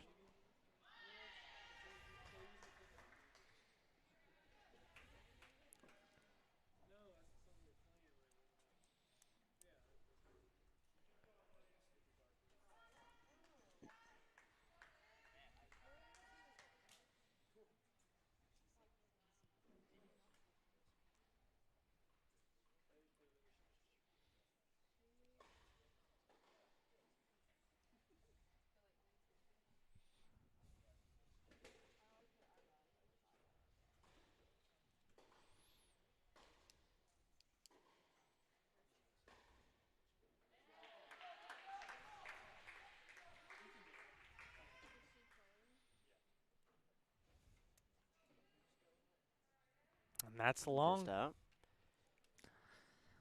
Lydia with a chance here to break and stay alive.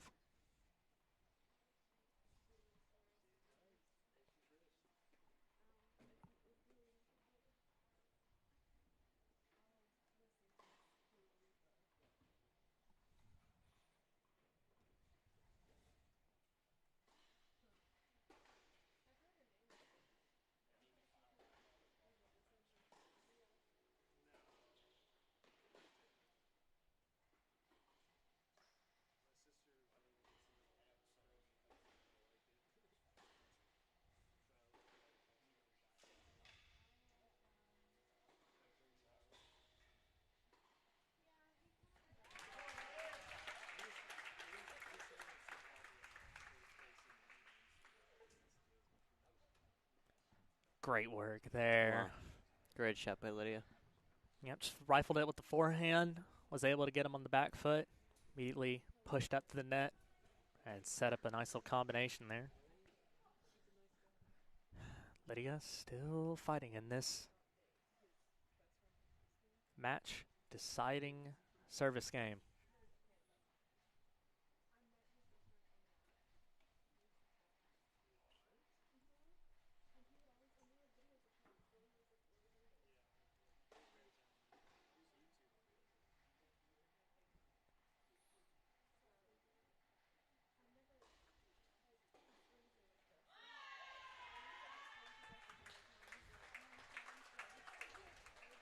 Match point.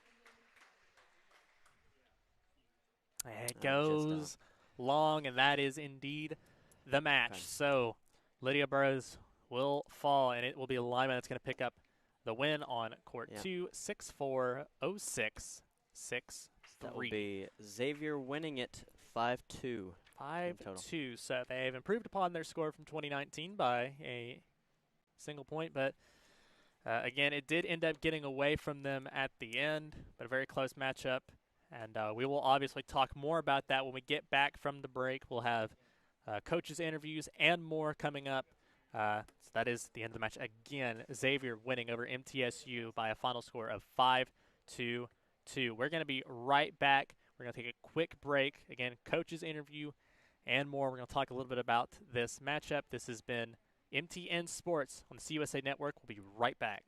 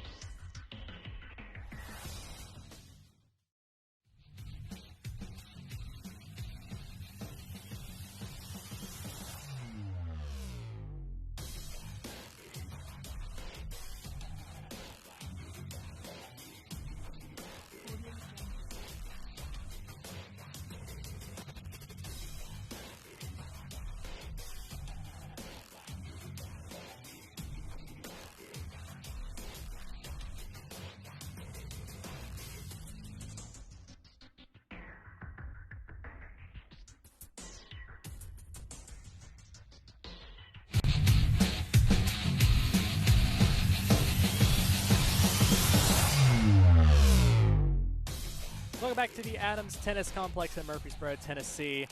I am Nathan Vaughn. Joined alongside with me is Cam Eschenfelder, and we are just here wrapping up as Xavier takes the win over Middle Tennessee by a score of 5-2. We now have with us Coach Bailey Duval, who's going to take us through a little bit of the game. Coach, welcome in. Obviously not the result that you all necessarily wanted, but what are your takeaways from this matchup? We knew it was going to be a tough match, like we said at the beginning, and it was going to be a dogfight, and and that's what we got. I think we had chances there to be successful. It just got away from us a bit in some of those matches. Absolutely. How do you feel the team did as a whole today? As a whole, to split a couple matches to split the matches on a tough day, a long day, a lot of tennis is good. I saw some good stuff. Some positive things, especially coming out in doubles in the second match. Even though we didn't get the point, we were a little bit better there, firing a few more pistons, and so, and then we got a few things that we're going to take away and hit the practice court with this week as well. Obviously, and now you guys get a bit of a small break before heading up in this weekend or next weekend, and facing off against Louisiana Tech and Southern Miss, which starts more Conference USA play for you all. Any adjustments moving forward this week for those? Adjustments, I don't know, but it's there's a few, we work on a few more patterns and strategies that we could have been a little bit sharper at today, and then hopefully next weekend, those things would be a little bit better, and then we'll come out on top. We expect Southern Miss and Louisiana Tech to be challenging too. They're going to compete hard. We know conference matches are important, especially when it comes to seeding for the tournament, and the girls know there's that inherent pressure or sense of pressure to compete well in conference matches. So, we're taking that mindset and those thoughts into our practice sessions this week. Yeah, absolutely. And, I think our player of the game, or the one that has been decided, is Noelle. And she had a bit of an interesting day. We initially saw her scheduled to play in singles in Austin Peay. Then it was Lily got put in there. I assume that was because you all wanted to have her play against Xavier, correct? And then she obviously came out and played really well, and that singles match ends up winning in the tiebreaker.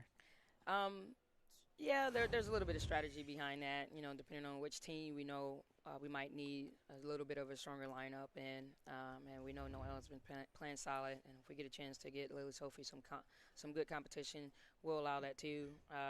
And then, we want to keep Noelle healthy, here and there, and maybe some nagging things. And so we want to make sure we manage how much we play her so that we can get the best out of her. Yeah, absolutely, Coach.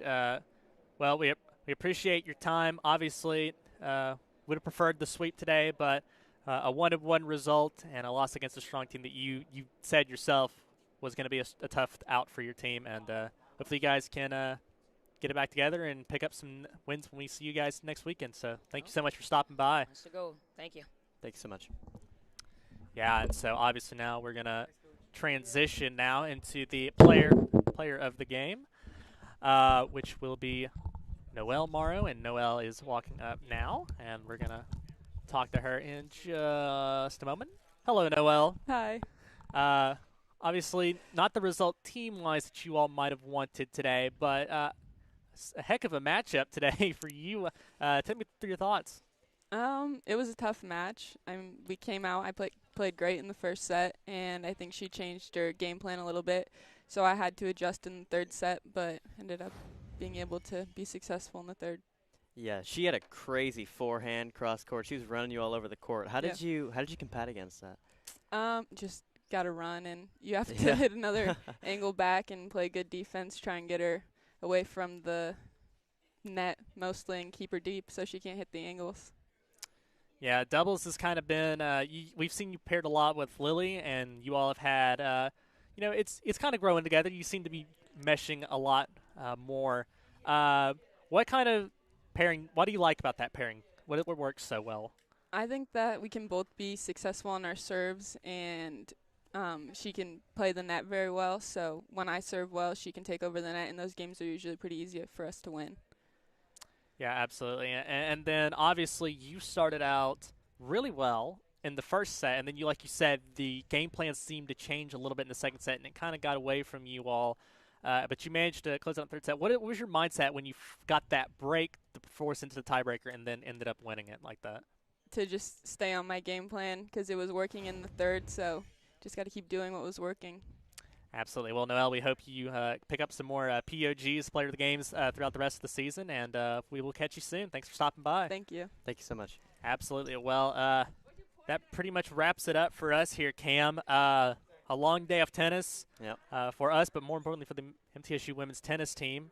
And they split 1-1, but it's against two really solid teams. And, I think they'll learn a lot from this. They'll pick it up, and hopefully we'll see them back in the win column with a sweep next weekend when they play, again, Louisiana Tech, and they'll play Southern Miss. Those at the ATC, and we will be covering them here at MTN Sports, so we hope you join us for that.